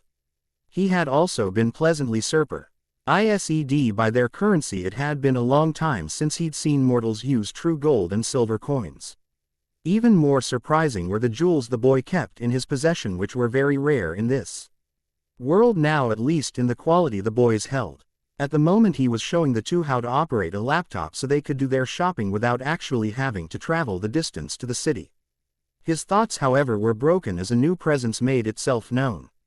"Well, it's good to see you all are getting along so well," stated a new voice. "Lady Aphrodite, what a pleasant surprise," said Chiron upon spotting her. He could see she was still in the new form he saw her in the day before, with the long bright red hair and violet eyes. It was actually kind of scary as he'd never seen her talk. A form that didn't completely destroy the concepts of beauty. This form, however, possessed an earthly bestie, seemed far more real than any form he'd seen her in to date. "Kushina, it's good to see you. I suppose you have all the memories sorted out," stated Tsunade. "Hi, and it reminded me of dispelling too many Kage Bunshin at once," said the woman with a grimace. "Well, then maybe you can stop this idiot from doing that. I swear one day he's gonna end up with irreparable brain damage if he keeps up," said Tsunade. "Come on, Su-chan, I know better. I only dispel them in mass if they haven't learned anything. If I had them actually working, I dispel them 10 at a time at the most," said Naruto in defense. "So what are you up to?" questioned the goddess of love as she wrapped her son in a hug. "Shopping. We need furniture for the cabin Naruto-kun built last night if we're going to make it a decent home. Chiron-san suggested this method instead of going to city for now," explained Tsunade. "You built a cabin already?" questioned the goddess. "Mokuten comes in handy," said the boy with a chuckle. "All right, so what do you need?" questioned Kushina. "Well, we have 4 bedrooms and need sets for each one. We need a living room set, and some shelves and a desk to set up the library," explained Naruto. "Library?" questioned Tsunade with a raised eyebrow. "After Pain's attack, I kept the contents of the Hokage's library sealed on me. Along with that is a copy of the Shinobi Library, and the Senju and Uzumaki clan scrolls and libraries," explained Naruto, causing both women to blink. "That was actually pretty smart, Gaki," said Tsunade. "I know, which is why I thought of it. Still, I'm going to make a copy of the Hokage's library to send back to the village," said Naruto. "All right, so it's M's like everything you need will be pretty easy, though the library will be huge," said Kushina. "I know, which is why I plan to use seals so that the contents could be rotated in and out at our discretion.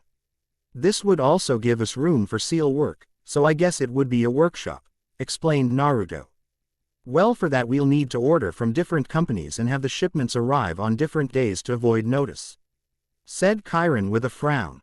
"We'll need weapons too," said Tsunade with a frown, catching their attention. "Naruto is the only one that came with gear, as his body was sent how it was.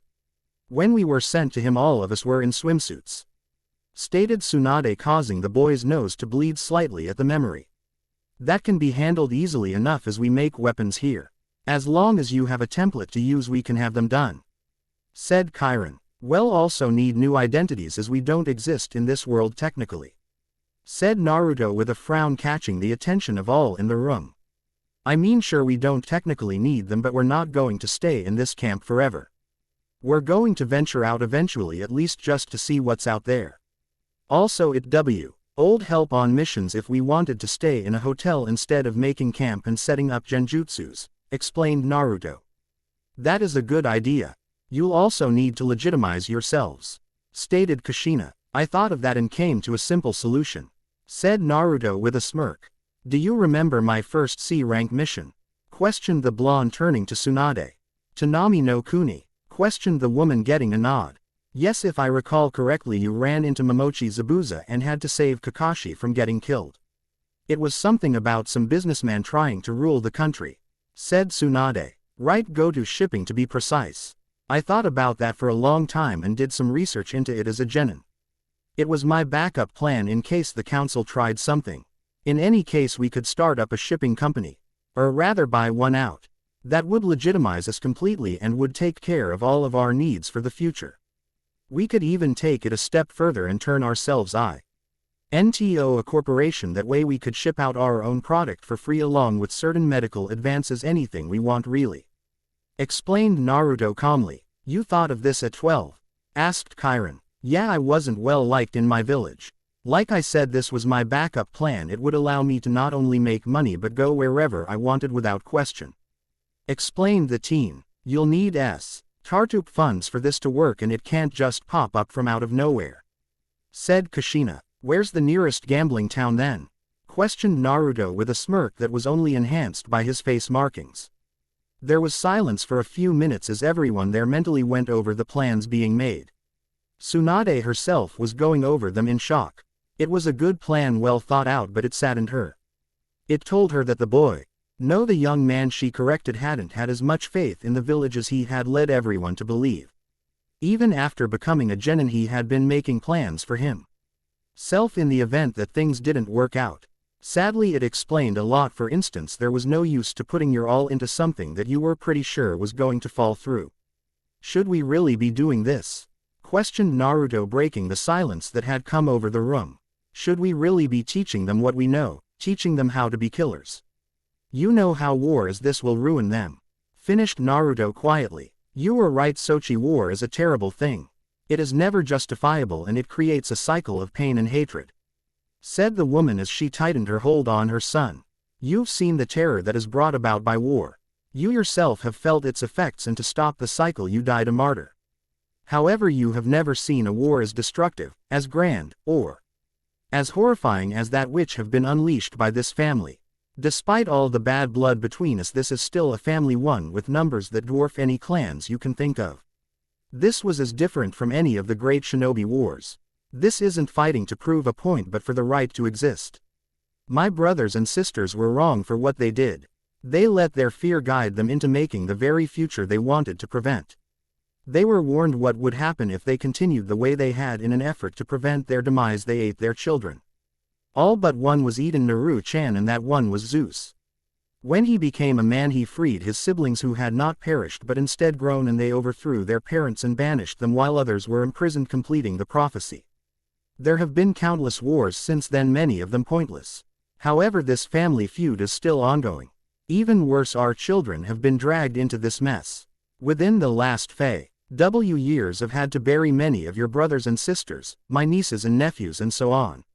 So many lives lost, used and thrown away as if they didn't matter, all for something that had nothing to do with them. That is the reality of the situation, Naru-chan. These children are in danger and they have no real way to protect themselves. Finished the woman as a tear slid from her eye. Then we will give them what they need. We will show them what it means to be truly strong and help them grasp the power that is there for the taking. Even more, we will show them how to overcome the hatred that will eventually plague them. Giving them strength is not enough, for power alone without purpose is meaningless and destructive. We will instill within them what will be needed to not only survive in the harshness of war but to flourish in every aspect of life. Just as Sarutobi Gigi taught me, they will be taught, and the will of fire will burn within their very souls. As Naruto finished, his eyes were glowing with both confidence and power, the likes of which the boy showed whenever he was truly determined. His eyes had come alive at last, and Tsunade could finally see the light that she'd seen in him when they'd first met. A light that had been missing when they had reunited within his mindscape. This was the man that had been named Rokudaime Hokage, the man that had united the nations, ended the Fourth Great Shinobi War, and brought peace to their world. Chiron himself, WGE, that had come over the boy.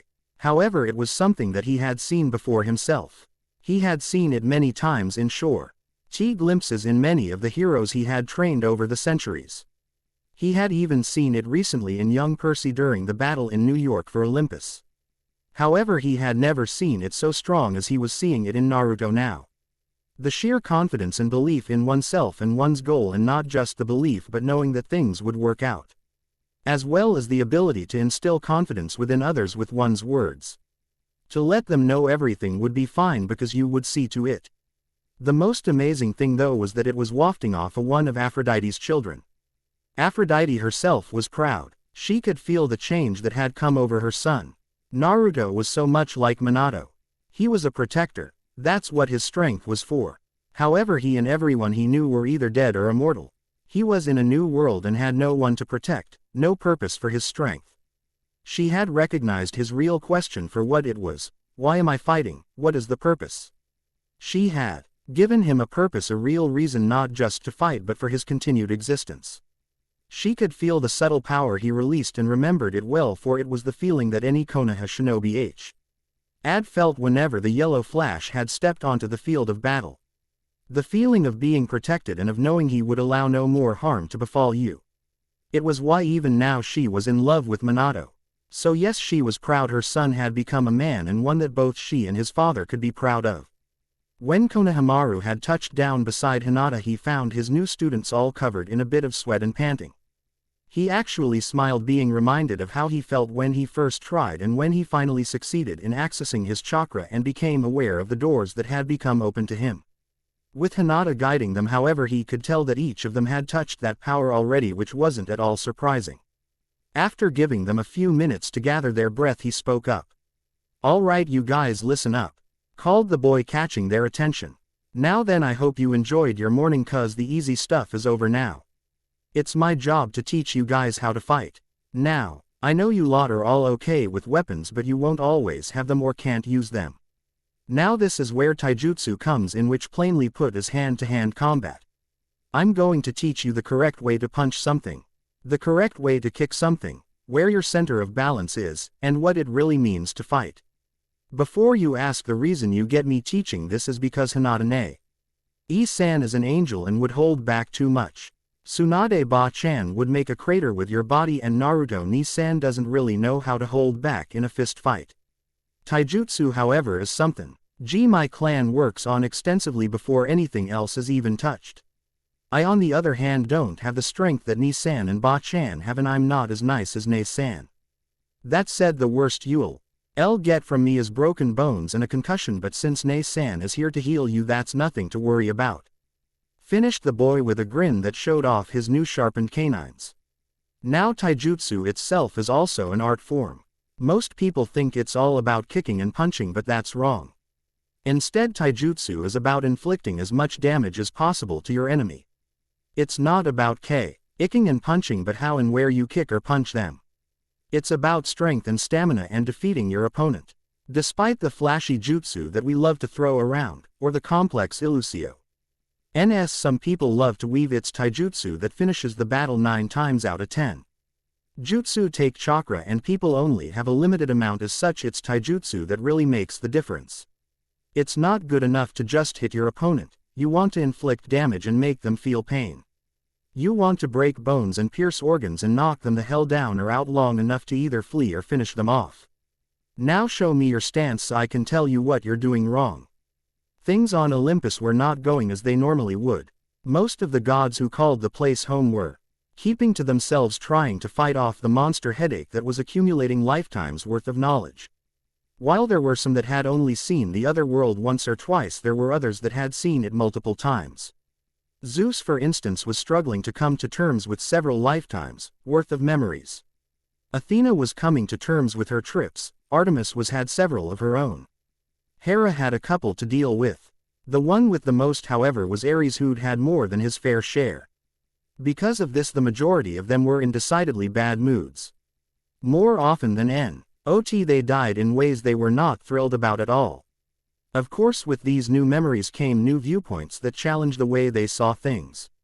Artemis, for instance, had found that not all men were as bad as she thought, as she'd fallen in love on each of her trips and had large families. While hers weren't the most extreme, all of them had new memories to challenge their viewpoints, which truly forced them to see things from a different perspective. Though they had done so silently, they had all wondered why they would all be sent there and not have a memory of the trip if it was meant to humble them. Now, however, they knew as it was worse receiving the experiences of several lifetimes instead of just one, which they could have easily ignored. Right now, however, several of them had gathered within the throne room, though not on purpose but rather in an effort to see the training of the children. They had been suitably impressed by Hinata's lesson and her method of teaching. However, watching young Konohamaru was an eye-opener. Even Ares was forced to admit the kid knew what he was talking about when it came to hand-to-hand combat, especially as he went about fixing flaws. However, they could also see, as just as he claimed he wasn't as kind as Hinata, as the boy had no problem tearing into them physically or verbally. Hearing him verbally slam Clarice about her form really hit Rez, who had thought her form was fine, which apparently it was for a street fight but not for battle according to the boy. It was only as the memories of a shinobi battle came that they realized that the boy was speaking the truth.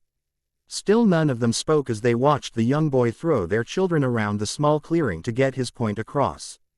Naruto calmly walked the beach that now ate up his mindscape, still trying to get used to the place.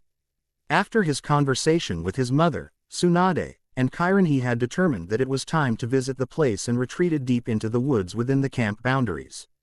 As he walked the beach, he couldn't help but be thankful that none of them had seen what his mindscape had looked like before, as the sewer would not have won him any points. Still, this place was just that, new. He had known every twist and turn of the labyrinth that the sewer had been and had no trouble ever finding what he was looking for. Now, however, he was having the hardest time he thought was possible. Sighing, the blonde took in a breath and let it out before plopping himself down into a meditative position. He was still for several long minutes before his eyes finally snapped open, revealing his usual blue eyes had changed, the irises turning yellow with bar-like pupils. Another change being the reddish-orange pigmentation around his eyes, the signature look of sage mode. Reaching out with his senses, he found that the girls were all spread about along the beach and within the mansion atop the mountain. However, what he was interested in he found within its base. Creating two clones, the blonde walked up to the base, finding a hole within the rock wall wide enough for Jiraiya to fit through like a doorway. Entering, he found himself walking along a well-lit path thanks mostly to the torches he coiled of the walls. Deeper in, he could feel four powerful chakras, one he recognized as belonging to the Hachibi, while another felt like Kyuubi's except here was a slight difference to it, while the other two he didn't recognize at all. Finally, he found himself entering a large room looking almost as if someone had taken a giant Rasengan to the place. ND then built the room around the space created. To his left he spotted a ball of dark blue flame, however the raised cat head and twin tails he could see revealed it to be the Nibi. "Enjoying your new surroundings?" questioned the teen, causing the beast to purr in what seemed to be content. "Good, just don't burn the place down. It's better than the sewer I had before." Walking further in, he spotted a ball of red chakra that he figured was the Nanabi and just moved on. A few moments later he came across the purple ball that he had no doubt was the Hachibi. Recognizing its chakra from by moving on, he was surprised upon finally coming to the last and the densest of the chakra. He'd long since lost his sage mode and hadn't felt a need to dispel a clone, so he was properly surprised by what he found. The malevolent blood-red chakra that he remembered was gone. In its place was a giant ball of white chakra. "How the hell?" muttered the blonde in shock. "I knew you would be surprised," said a feminine voice, surprising him. Turning towards the voice, he could see Temari decked out in the black battle kimono she had worn when he'd first seen her in Konoha after he returned from his training trip with Jiraiya. "Temari, what happened to the bastard fox?" questioned the blonde, gesturing to the giant white chakra ball like he would when he was 12. Well, Karara felt that after everything that you've been through, the last thing you'd want to deal with was the bastard fox, as you so eloquently put it. So she gave you something new to work with, though I have no clue what you'll turn into. I know it won't be a fox. Until you claim it, though you won't really be the Jubi," explained Temari. "Well, that explains why my chakra has been feeling off lately," muttered Naruto. It really did, as far as he was concerned. All his life he had two chakras battling for dominance within his body, his own and the Kyuubi's. That had gone until he had subdued the fox, and even then his control had still been shoddy. Now he had better control, but his chakra had been off, not as powerful as he knew it was supposed to be. "So what about the rest of you? Why didn't she change you guys' beast forms?" "She offered, but we declined actually. I feel connected to Gaara by becoming Shukaku. Tsunade is the slug Sanin. Konohamaru is a little monkey, and no one we know of has actually ever seen the original Jubi, so Hinata was fine with the form. Haku was fine with her form, as was the Mizukage, due to them being water elementals. As for those three back there, the Nibi will always be a cat, since cats are connected to the underworld. The original Hachibi actually stuck with Bai, and the Nanabi was also changed to something different. Of course those three will be moot unless you find bodies for them," explained Temari. "Yeah, not happening. There will be no Biju ceiling," said Naruto, causing the blonde to roll her eyes. "Not what I meant. What I meant was if you use those three, they'll need bodies. If you Use humans, they'll become Biju themselves to complete the set. Explained Temari, getting a nod from the team. Right, let's do this then. I still have to get you girls out of my head after all. Said Naruto with a smirk. With that he stepped within the giant chakra ball and sat down in a meditative pose once more, his hands folding into a ram's seal almost immediately. After a few moments the chakra ball reacted, coming alive and swirling around him. As she watched it, Temari could see the ball was getting smaller by the second, though not fast at all, and you wouldn't even notice if you didn't have ninja observation skills. For Naruto the process was exhilarating. He could feel the strength of his chakra not only returning but increasing by leaps and bounds. As one, all activity within the camp topped as it seemed the world around them had come alive. Everyone looked up as dark clouds suddenly covered the skies over the camp as streaks of lightning and claps of thunder sounded out. In the next instant a heavy wind picked up and it began to rain heavily, not even starting with the standard drizzle but with an immediate heavy downpour. However, everyone noted that it was mostly focused over the woods. What the hell is going on? Demanded Talia as she looked into the direction of the woods. How in the world could it start raining like this out of nowhere? Hell, it's not even possible for it to rain here unless we allow it. Said Clarice, having stopped in her latest charge at Konohamaru. This isn't just simple rain or even a regular storm, it's a tempest. Stated Annabeth with a frown. It's sure not regular. Can you guys feel the power pouring out of the woods? Questioned Percy. Naruto-kun is amazing, isn't he? Said Hinata, her active Byakugan, looking over in the direction of the woods in awe. That's Ni-san. It feels nothing like the power he used to put out. Exclaimed Konohamaru in shock. It feels like daddy. Said Tyson, shocking most of the teens. It does, but different at the same time. Said Percy with a frown. It feels kind of like my dad too. Said Talia after a moment. Well, they're his grandparents, so that shouldn't be much of a surprise that it seems similar. Said Annabeth thoughtfully. So this is the power of the Jubi, it's already dwarfed mine. Plus it lacks the pure malice that his old chakra had. Said Konohamaru. On Olympus the power could also be felt so much so that even the minor gods had come to see what it was. Even Poseidon had risen from his own home's construction so that he could see. Unlike others, however, they could look down directly upon the source of the massive power. What they saw, however, was a sight many were sure they would always remember. As they looked they could see the blonde roar, his face turning towards the heavens, pupils slit and irises turned gold. His hands had turned to claws that looked rather vicious, his canine teeth had lengthened and turned into pure fangs, while his whisker-like markings had thickened considerably. That, however, was just a start, as in the next instant lightning actually struck him and he roared a sound that echoed across all of Olympus, primal and powerful. As the smoke kicked up, by the lightning cleared, it revealed a massive beast about twice the size of a full-grown horse with 10 sweeping tails in the blonde's place.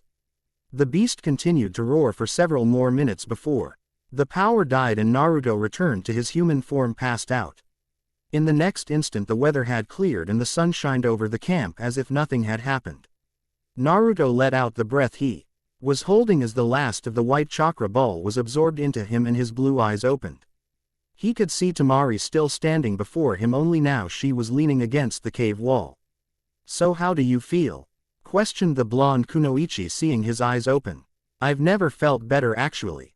I've never felt my chakra so calm, but I've never felt so much power, not even when channeling the fox's chakra.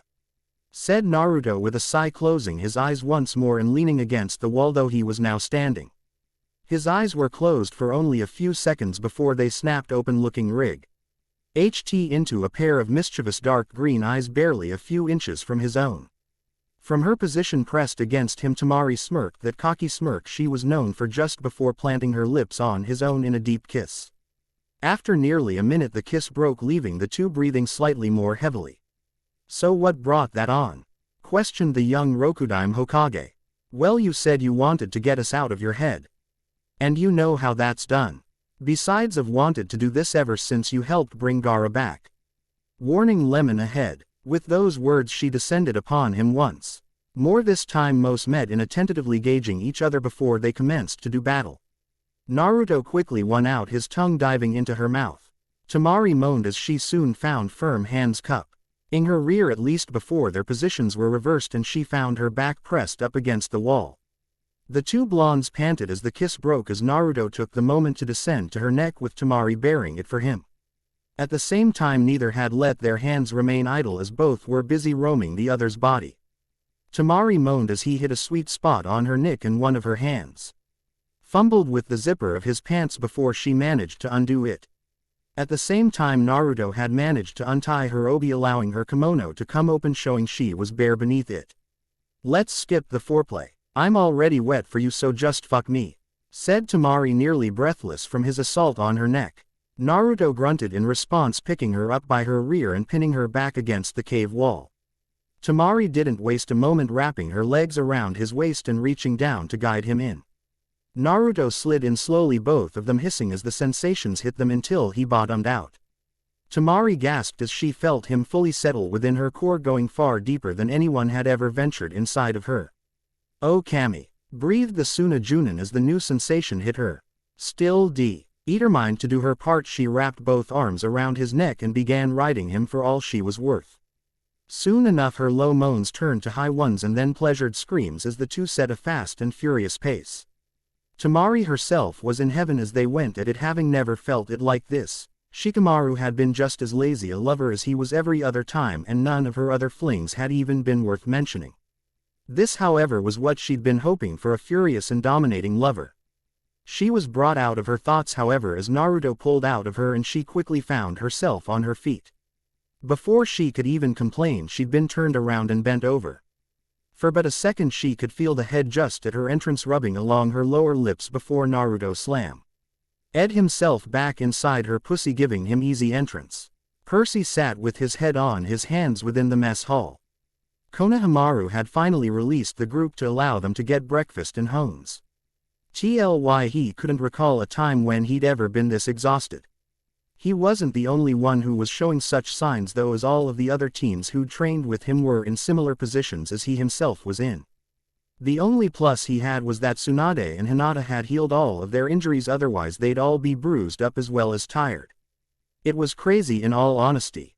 He was the best fighter in the camp, and the 12-year-old had seriously taken him back to school along with Clarice. Then again, he'd never been the best fighter when his sword was taken out of the equation. Still, that was no excuse for the way that the younger boy had whipped the floor with them. His thoughts were broken as Chiron called for attention, something that was quite rare during meals. "Heroes, your attention please," called Chiron from the center of the room. After his call he waited a few moments for the room to descend into silence. Luckily it was him speaking and not Mr. D, as this was a respectful silence instead of the other type. Despite his godhood, none of the campers really liked the head of the camp that was only there due to a punishment from Zeus. "As you were all aware, last night an unexpected guest arrived within our camp," said the centaur, getting several nods while others spoke excitedly. "This guest is but one of many new faces to our camp. He is a warrior of great renown from a world linked to our own.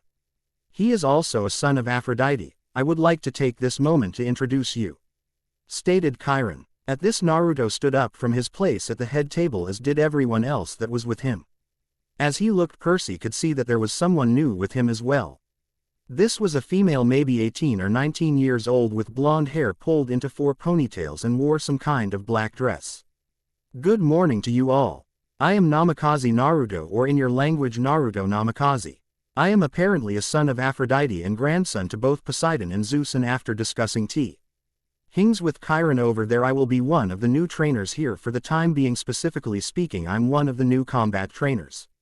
My likes include my wives and ramen. Dislikes are traitors and those who judge others before getting to know them. I don't really have any dreams right now," said the blonde before stepping back, making way for another to speak.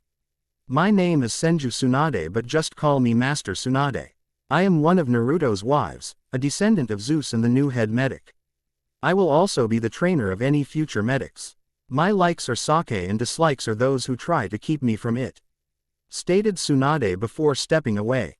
"My name would be Hinata Hyuga in your language. I am one of Naruto's wives. I'm the daughter of Artemis, a descendant of Zeus and Tsunade Shisho's assistant," said Hinata before stepping back. "I am Sabaku no Tamari, but just call me Tamari. I am one of Naruto's wives and one of the new combat trainers," said the Wind Mistress. Okay, I'm Sarutobi Konohamaru. You guys can just call me Konohamaru though. I'm a descendant of Hephaestus and for the moment I'll be your hand-to-hand combat trainer until you guys earn the right to move up to Nissan's training," said Konohamaru, motioning to Naruto. "Aren't you all kind of young for trainers?" questioned one of the Ares campers. "I don't know, maybe you should ask Clarice," said Konohamaru with a smirk. At this, most of the campers turned to said girl who was clearly dead to the world at that moment. This said more than enough, as everyone could see that she was exhausted, and judging by he stains and rips on her clothes, it obviously wasn't from lack of sleep. Now, as a note, there will be 2 others that will be joining us at a later date.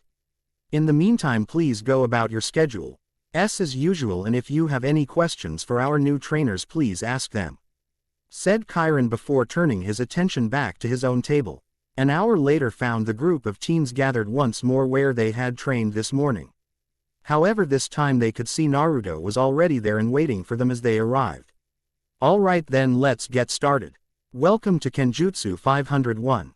Now I am sure that all of you have used weapons before, but I'll show you how to really use them," said Naruto. With that, Naruto pushed up his sleeves, exposing the chain tattoos on his arms. Channeling a GHT bit of chakra, he surprised all of them when a pair of swords appeared in his hands. These swords, unlike regular swords that they'd seen, were very short, maybe 2 feet total, and were connected to chains by the hilt. The hilts had the face of a horned demon with the blades coming out of its open mouth. The blade, however, had pronounced hooks on its lower edges and a strange pattern of orange stripes. Now then, these weapons are tools, meant for one purpose only: killing. Unlike the play weapons you all received before, these weapons kill not just the so-called immortals but humans as well. Of course, that can't be said for Annabeth and Tyson, as your weapons were originally used for hunting, but that's beside the point. What I'm trying to say is, when you draw these weapons outside of practicing with them, they should be used for one thing: killing your opponent. Clarice, you have perhaps the most versatile weapon, so it will require a lot of training on your part.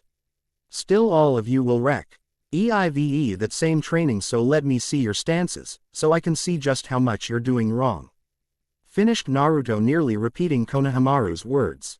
Despite the early hour at that moment, each of them training with Naruto knew that it was going to be a long day. She had many mortal lovers who had eventually risen to fame or raised children who did. However, of all of her lovers, both GTHE Manda had claimed Kushina that she now held the most passion for Namikaze Minato. Never had she held a lover as kind and compassionate as he, nor as vicious when in battle. Minato had always been a real ready boy and a heartthrob for many, even during the academy, though she had found him girly and flaky in the beginning. Despite this, Minato was without a doubt a genius, the type that came about only once a generation. Minato had shook the world and turned the Third Shinobi War in Konoha's favor seemingly single-handedly, with the usage of his Hiraishin no Jutsu, earning himself the moniker of Konoha no Kiroi Senko, and eventually the title of the Yondaime Hokage. She had been utterly and unequivocally in love with the blonde baka. She had never seen anyone light up more than he had when she had told him of her pregnancy. Minato had been everything Ares is and more, and had been her perfect mate. The man had been not only kind but held the perfect mind for their work, being calm, collected, and highly perceptive, well aware of the terror he invoked in his foes and secretly tortured by it and the things he'd done to develop that reputation. It was amazing that just the absorption of that small facet of herself that was Kushina, that the goddess found herself in love all over again, to the point that she was now even ignoring her present consorts. Once again she had many children, more than any other goddess for certain. However, her favorite was Naruto, who she was now taking her chance to spend as much time with as possible, and when not with him she was watching him or speaking with those who knew him growing up. She had found that Naruto had grown exactly as she and Minato had envisioned him to be, even without the support he should have had when growing up. According to Tsunade, the boy had been a lot like she had been as a child, but eventually, as he was tested, slowly began to become the person that he was today, now a mix of his parents in personality. As a shinobi, however, his record was quite impressive despite his rocky start due to the efforts of his teachers at the academy, and by the time he was 16 he was Hokage himself, beating his father, who had not been granted the title until his mid-20s. This had only been backed up by his ability to turn enemies into allies thanks to his ability to charm speak even if he wasn't actively doing it and in fact didn't even know about the ability. The fact that he possessed the ability when as Kushina she had held none of her godly powers or even memories of them was astonishing. That he used his abilities only to help others actually had her swell with maternal pride, something she felt quite rarely. At the same time the experiences of Kushina and the knowledge of what Naruto had been put through had forced her to look at some of her own actions over the years, and she now found a sense of shame where once there had been pride. "My lady," came a voice pulling her from her thoughts. "Yes," greeted the goddess, finally acknowledging the woman's presence. "Does something trouble you?" questioned the woman, getting a raised eyebrow from the goddess. "Forgive me for speaking out of turn, but you have been within this room for days, and if not here then at the camp, the girls are worried," explained the woman. "How long have you been in my service, dear?" questioned the goddess. "Since I was 15, nearly 5 years now, my lady," answered Cleo. "You have come to know me well in that time. A few days ago one of my children arrived in the camp. After he did, so many memories that I had not received came to me. I have found that I am no longer attracted to Ares," said the goddess. "Is this why you've taken this new form?" questioned Cleo. "Indeed, I feel more comfortable in this form, and as a secret between us, my hair was originally red," explained the goddess. "It suits you well, my lady," said Cleo. "Now then, as you have been with me for so long, perhaps you can show me what you've learned in that time," said Aphrodite. "Gladly, my lady," said Cleo, moving up so that their lips would meet. As the sun rose up on another day, the selected heroes of Camp Half-Blood were in the middle of an assigned run around the camp, consisting of several laps, each of them panting heavily and covered in sweat from the day's work.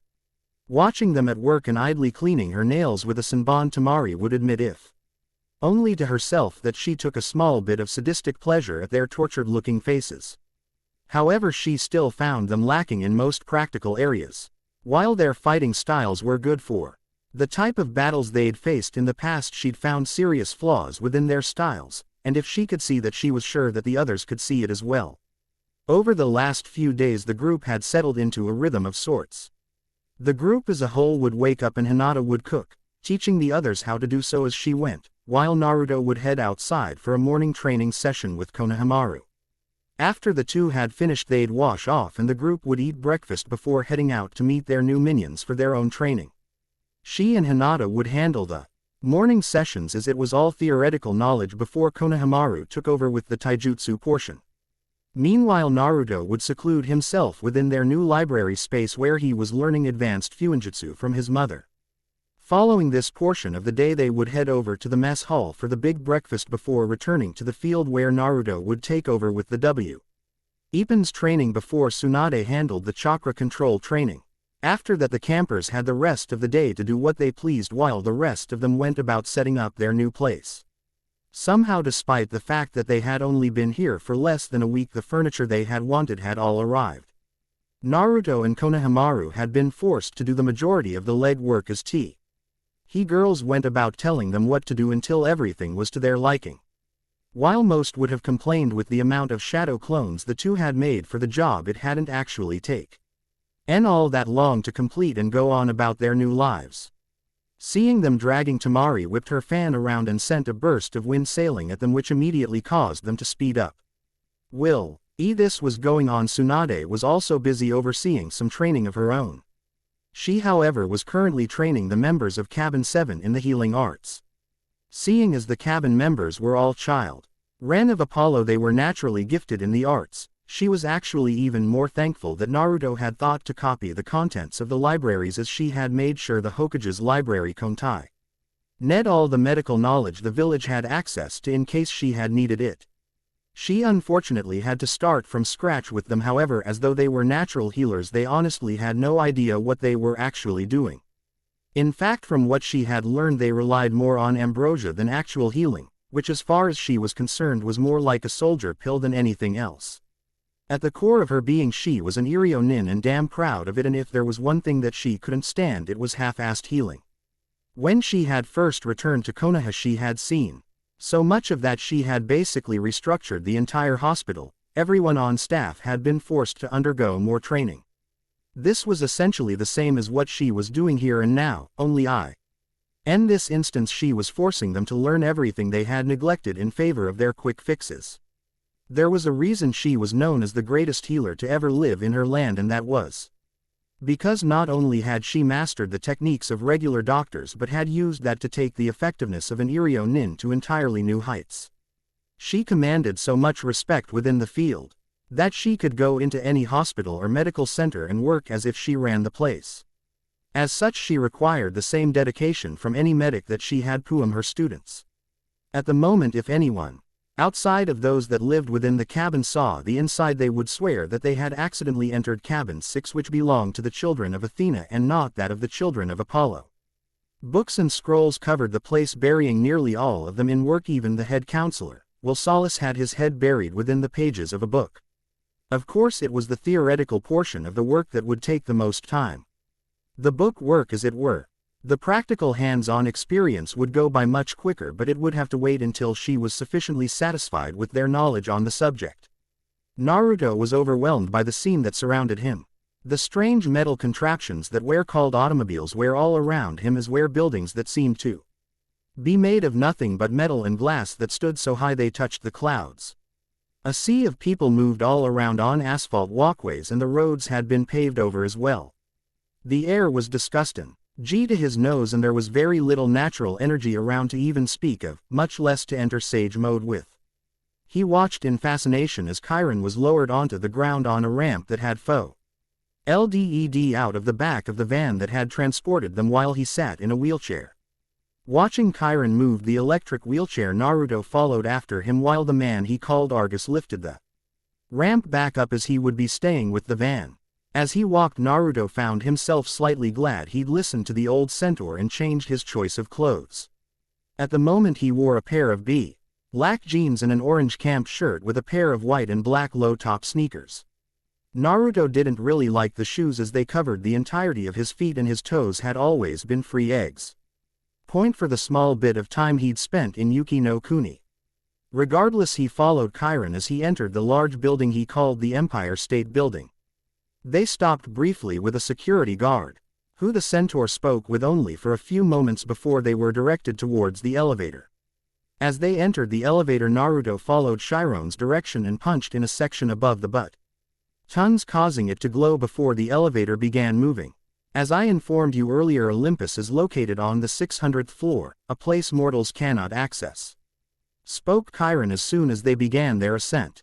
For several minutes Naruto held the railing in the back of the elevator tightly, hoping that the large metal death wrap did not suddenly remember it was supposed to be under the influence of gravity.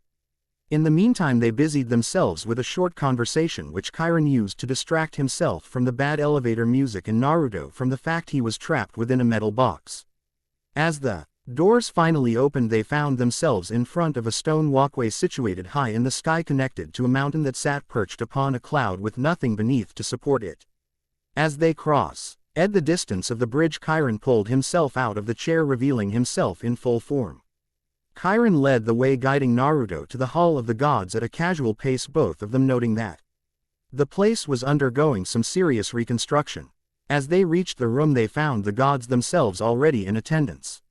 Looking around, he could see that there were 14 thrones in attendance, each with a god sitting upon it, positioned so that they resembled an upside-down U. At the head sat Zeus, still in his pinstriped suite. His throne was a simple one made of pure platinum. To the right sat Poseidon, seated in a throne that looked more like a fishing chair. It was made of green-white streaked marble. The arms themselves looked like sea beasts, and the throne decorated with coral gold chips and pears, while also containing a built-in holster for his trident. Seated on his side was Ares, whose throne was made of leather and chrome with large human-shaped skulls decorating the arms. Next was Apollo, whose throne was made of pure gold with inscriptions written all over it, and above it sat a sun disk, while the back of the throne was shaped like a lyre. Next was Hephaestus, whose throne looked more like a lazy boy covered with bronze and silver gears. Next was Hermes, whose throne was made of gray rock with rams' heads on the arms. Finally, beside him was Dionysus in a throne made of grapevines, and on Zeus's left sat Hades on a throne made of black onyx and decorated with wailing human skulls. Seated on his side was Hera, whose throne was made of ivory with pictures of a willow and peacocks decorating it. Next was Hestia, still looking like an 8-year-old girl, the form she'd been in when Percy introduced him to her the previous night. Her throne was also CMPLE looking, appearing to have been made with white stone, the arms of which rose up to resemble flames.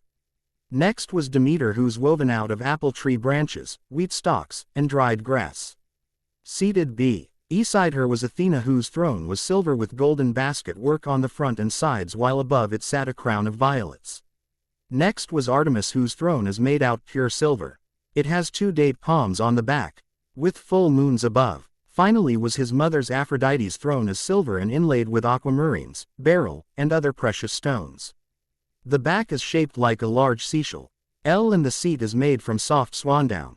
However, his mother also appeared different than what he usually saw her, as if only slightly. Her hair, which usually hung down, was tied in a braid that fell into her lap. Her eyes were still violet, but they were no longer large but smaller and slanted to fit the new shaping of her face. Her body had likewise trimmed down, reminding him absently of Azuki Yugo with her new size.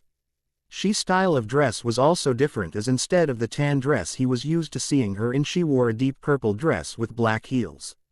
While he was taking in his surroundings, the gathered Olympians were also giving him a once-over.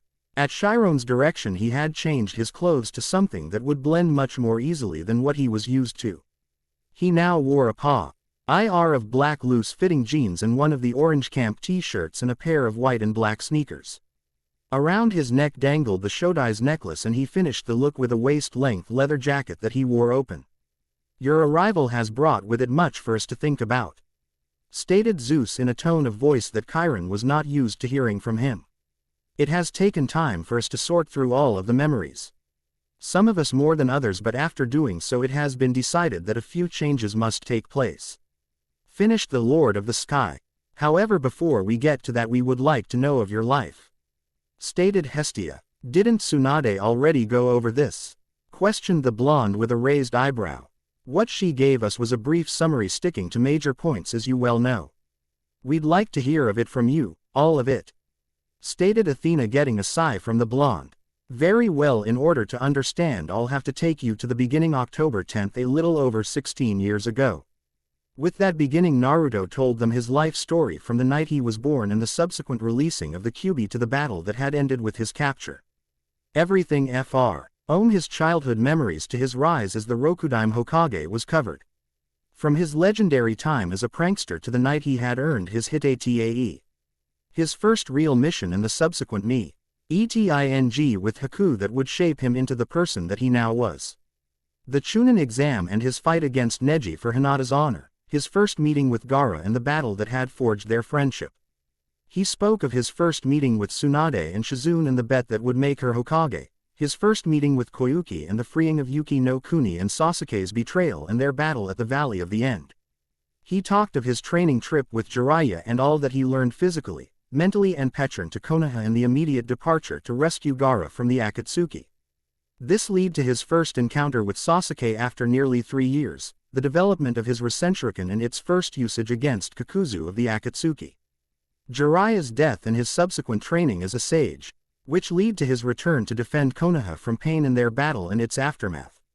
He told how he crashed the meeting of Hino Kuni's higher-ups just in time to prevent Dan's from being elected Hokage, and instead to have him ousted as a traitor for his actions that eventually lead to the attack made by Pain while he himself was named interim Hokage. He went into the sum of the cages and the formation of the joint military to oppose the Akatsuki and their possession of the Biju. His training with Beyond the Island Turtle and his confrontation with his darker half at the Falls of Truth, and even his battle against the Kyuubi itself, which ended with him separating it from its chakra. He told them of his discovery of the Mokuden, which he could only use by drawing on Kurama's Yang chakra. He told of his emergence into the Fourth Great Shinobi War and his brief battle with the Yondaime Raikage.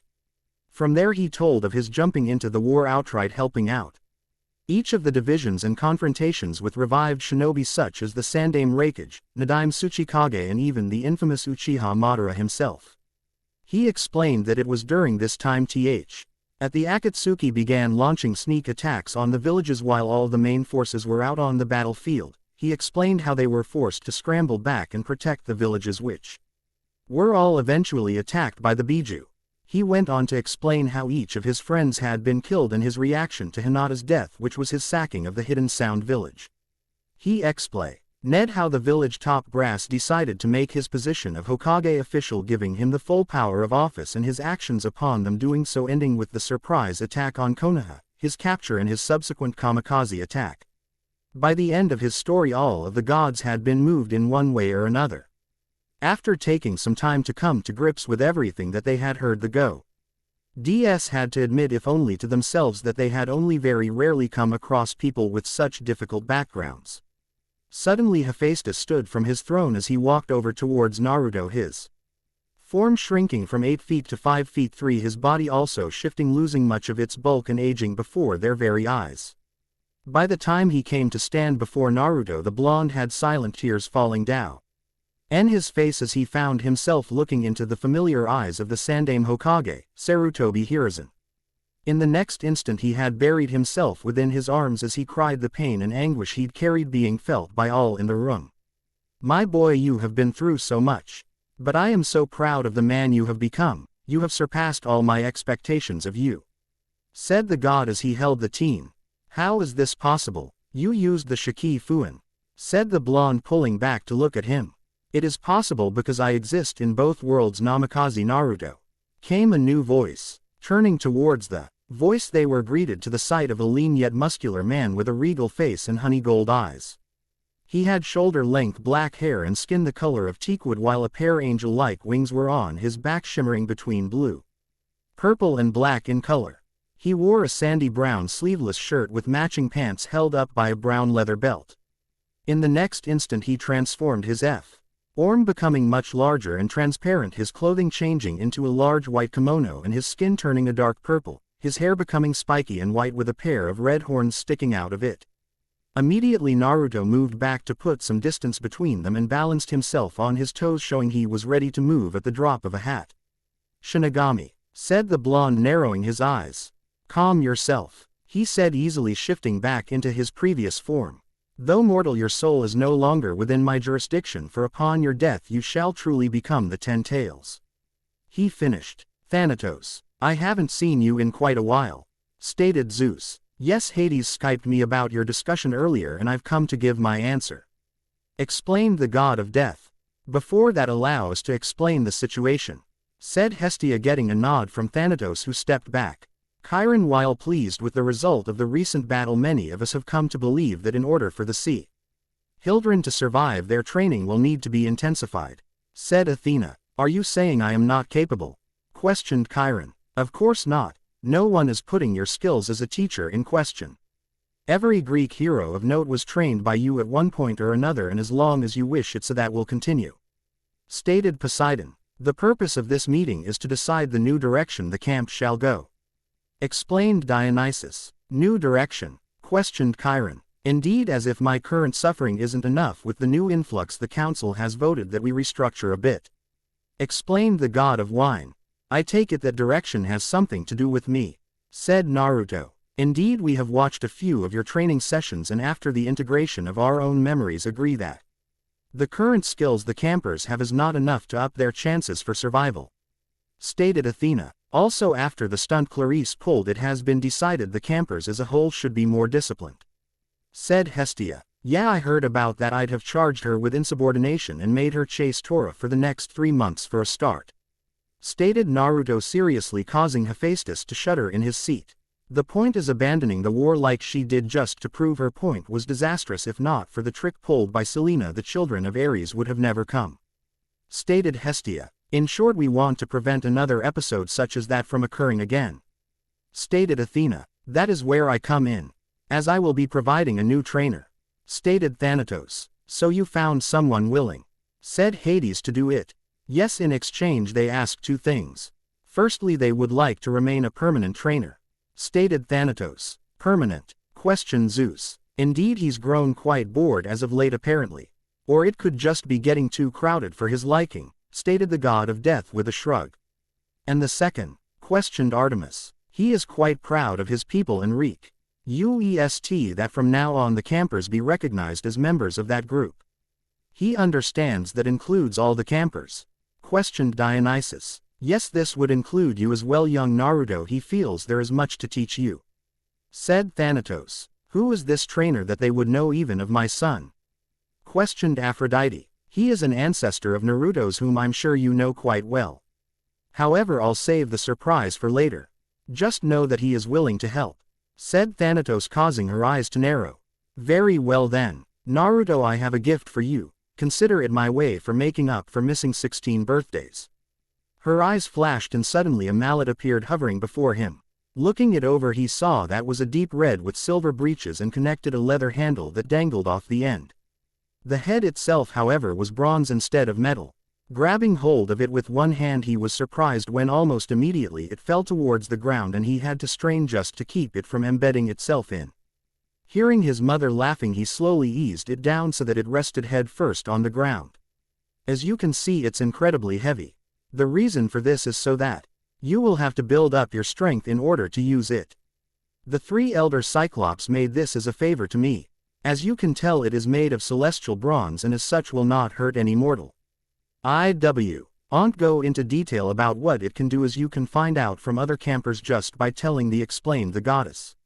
Looking, he could see that its name was written in the strange writing that Kratos' scroll had been written in, which he'd since learned was called Greek. He could see the writing along the left side of the head which said, Katagita. For a few moments the letters floated before settling in a way he could read it. Tempest. Said Naruto after a moment. Wait a minute, I know that hammer. Thought Apollo in shock before he began laughing to himself, having recognized the design. Now then, why don't you put that away until later? Said Aphrodite. Okay, but how? Started the blonde as he reached and grabbed the handle, only for the weapon to vanish in a flash of light, which shot into his arm before the feeling settled near his right shoulder. Lifting the sleeve up, he could see a new depiction of a storm cloud on his arm with lightning bolts and rain falling from it. Back at the camp, Percy stood panting as he looked over at Konohamaru. His form was covered in sweat and he knew if not for his bath in the river Styx his body would be aching as well. For his Art Konohamaru wasn't anywhere near tired. In fact, to be honest, he was pretty much still fresh. Still, he would admit that the group had come a long ways in the last few days. Sure, they still got their collective asses kicked, but they were learning quickly. His method was actually simple, as he taught by sparring with them, forcing them to improve if for no other reason than to avoid getting creamed as badly as before. As it was, he'd taken to saving Percy for last, as he had the most energy, and as such the others were able to watch them go at it. Before they could continue the spar, a horn cut through the air and they rose out of their fighting postures. In the few days they'd been there, Konohamaru had come to understand a few things, and the horns was one of them. The horn blew 3 times a day: breakfast, lunch and dinner. Considering that was the first one of the day, it told them all it was time for breakfast. As they entered the mess hall, each of them broke away to their respective cabin's table, while Konohamaru went to join the others at the main table. Before the campers could go about breakfast, however, Chiron stomped his hoof, calling for the attention of the campers, something that surprised them, although they still gave him their attention. I know this is unusual, but I have an announcement to make, said Chiron, allowing the campers to murmur a moment before clearing his throat. I have just returned from a meeting at Olympus. The purpose of that meeting was to determine the future of our camp. Started the centaur, causing several eyes around to narrow. While you all GHT bravely last week, the gods have decided that new measurements need to be put in place to ensure your survival. As such, they have elected to bring in a new trainer. Finished Chiron. Why do we need a new trainer, and why now? Questioned Clarice. The answer to that is multifold. I train heroes. I have done so since ancient times and will continue to do so into the future.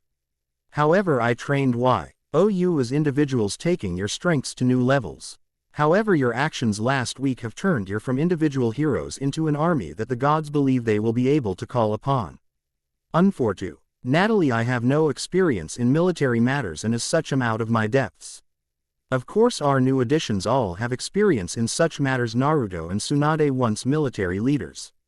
However, Naruto, like you all, is a camper and still has much to learn of our ways, even though he has graciously offered to share with us his Because of this the gods have called for a teacher who could teach you all how to be a military force. Okay, but why now? Summer's almost over, many of us will be leaving next week. Stated Percy. That is where you are wrong. Due to the influx of new campers arriving daily, many of the seniors will be remaining. You are one of the few that is actually leaving, Percy. Explained the centaur, surprising the teen. So who's this new trainer? Asked Nico. Before the centaur old answer, however, a fire erupted in the center of the room which blazed up to 6 feet in height until it died to reveal a figure kneeling on the ground. The person as they looked upon him was a maid that could be said was made for battle. As he stood to his feet they could see he was incredibly tall, probably about 6 feet 5 inches, yet appeared to be in his late 60s. He had short white hair that spiked in the front with 2 distinctive pieces of hair resembling horns. He wore what appeared to be a white cloak with a high collar, revealing his necklace with 6 red magatama. He had tan skin and ed tattoo that covered the left side of his face from mid-jaw and disappeared beneath his hair, and for those that could see ran down his neck and into the cloak. He had a scar on his right eye and a white goatee. As he opened his eyes they could all see that they were purple with several black rings. Immediately upon seeing those eyes, all those from Konoha gained wide eyes as they looked upon the man, but it was Naruto who was the most affected. Ni-san, what's wrong? Questioned Konohamaru, seeing the look of shock that covered his face. That's him, that's the Rakuto Sennin, said the blonde. What? Stuttered Konohamaru. That's him, Kono. The man before us is the one known as the father of ninjutsu, the original god of shinobi. The man before us is the man that created the Biju. Stated Naruto. I am called all of those things. I have been called Destroyer and Savior of Worlds, Slayer of Titans and Gods, General of the Spartan Army, God of War. I am Kratos and it is my job to turn you into Spartans, said the man before, turning and looking eyes with Naruto. As for you, I have big plans for you, my successor. They let you out of the underworld to train us, said Annabeth with wide eyes. Of course not. The world I hail from is no longer connected to the underworld. In my world the afterlife is remarkably different than that, stated Kratos. Now then, I have a few matters to attend with, I'll be back. In the next instant he was gone, vanishing in a flash of golden light. Nearly 2 hours later found Naruto eyeing the ring of clones that surrounded him wearily. He had given the appropriate amount of time for his food to settle before moving off for some private training within the arena. In his hands he held a pair of short swords featuring horned demon faces on the hilts, pronounced hooks on their lower edges, and an intricate pattern of orange stripes on the flat sides of the blades. The clones surrounding him inched forward slowly, having watched him decimate the IR brethren with ruthless efficiency, as what had started as 200 had been reduced to 10. Finally a clone just behind and to his left lunged forward. Naruto was in motion in an instant, shifting swiftly to the side and locking the clone's extended arm between his own arm and his ribs before twisting himself and causing a sickening crack to sound out before the clone dispersed. Still the other clones had already launched themselves forward. Naruto was expected it though and had turned the twist into a complete spin, cutting through another clone's neck as he did so. Not slowing in the slightest, he shifted to his left, just barely avoiding the clone that had fallen towards him with a kunai, and quickly drove his right blade into and through its midsection. Leaning back he avoided a blow to Hi's head before a quick slash severed the clone's arm, and in the same instant his right arm flashed, bifurcating another at the waist. Spinning with the motion his left blade cut through another clone's kunai before the follow-up from his right split it up the middle. Launching himself forward he stabbed another dead center of the chest, and as it toppled used it as a springboard to leap through the air. At another which he buried his blade hilt deep in its head. Using the body as a shield he blocked a blow from a new clone before burying the left blade in its midsection, and in the same motion launching the right blade away where it embedded itself in the fistlow. Clapping had him looking up and turning towards the sound. There by the entrance door he could see Kratos leaning against the doorway before he made his way in. For a few moments neither of them spoke, simply staring into the other's eye, Naruto looking up and Kratos looking down. However, there was a difference with him, as his head had been shaved, revealing that his tattoo actually did cover the top of his head. Not bad, what you lack in strength you make up for with speed, he commented. Why are you really here? I know you didn't come to train these kids, stated the blonde. No, I came for two reasons. Firstly, I came to train my successor, that being you. Secondly, my presence will keep certain factors in check. Training a new gene, ration of Spartans, and ensuring my culture thrives I see as a bonus. Stated the man. Why am I so important to you? Questioned the blonde. I was Carrara's first champion. My job was to destroy the woe RLD in which I lived, and in doing so cleanse and humble the gods. You were her second champion. Your duty was to either save or destroy the world which developed due to that action. You chose to save it, and in doing so have brought about peace between the nations in which you grew up. Stated the man. I don't believe in destiny, I choose my own life. Stated the blonde. And that is the point. Choice. The greatest yet most underestimated gift there is. Destiny, as most believe, does not exist. We all must choose who and what we become. And I chose you to carry on my legacy. Explained the man. Odd Nagato was supposed to be your successor. Stated the blonde. Ah yes, Uzumaki Nagato, he was the other option I had to choose from. However, he proved himself weak-minded and easily manipulated as I was, and thus not worthy of my title. You, however, while having many flaws, were not someone easily manipulated by others, though you had the bad habit of getting yourself into trouble by making rash promises. Stated Kratos. How do you know so much about me? Questioned the blonde. I've watched you and Nagato both. There is also the fact you found my tomb, a place that only my successor would be able to find. So what now? Questioned the teen. Now you learn all that we have to teach you. The one you called Hiruzen taught you of loyalty, and Jiraiya taught you to be a shinobi. I will take you to the highest level. However, before that you must come to terms with who you are. Then, faster than Naruto could react, Kratos had moved and slammed a ball of energy through his stomach.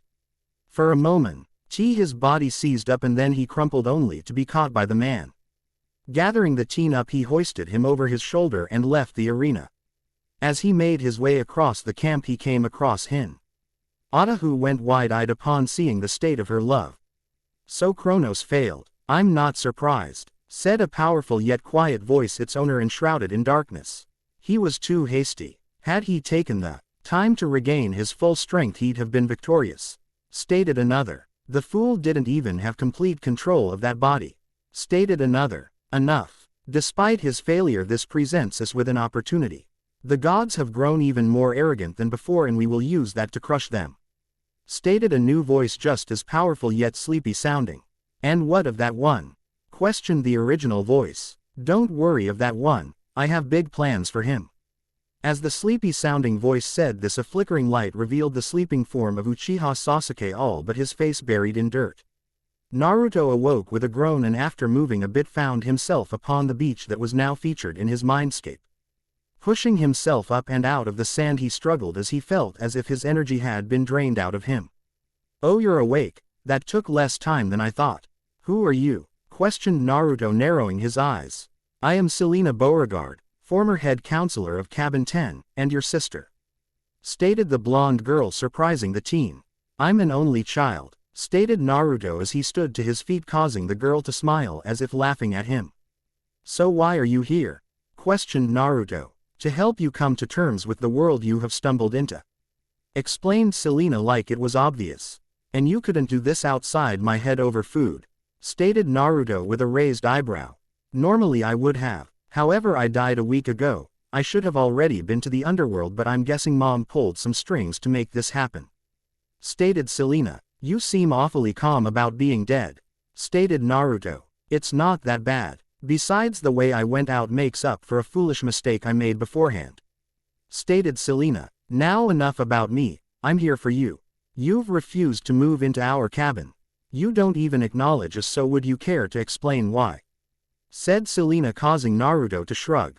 What can I say? I grew up an orphan. The idea that my mom had a whole bunch of other kids running around takes a while to get used to. Besides, I'll be damned if I lived in a giant dollhouse, said Naruto. You don't even believe Aphrodite is your mother. Not completely. You acknowledge her aspect of Kushina, but the rest of her you ignore. Stated Selena, pointedly ignoring his comment about the cabin. And can you blame me for that? Questioned Naruto. You were living in denial in a fantasy world. Aphrodite and Uzumaki Kushina are the same being. Asking anyone who knew her as Kushina could tell you that. From your own memories I know she was the most beautiful woman in your village by far. You can change your appearance at will, and you can charm speak. Do you have any idea how rare of an ability that is among us?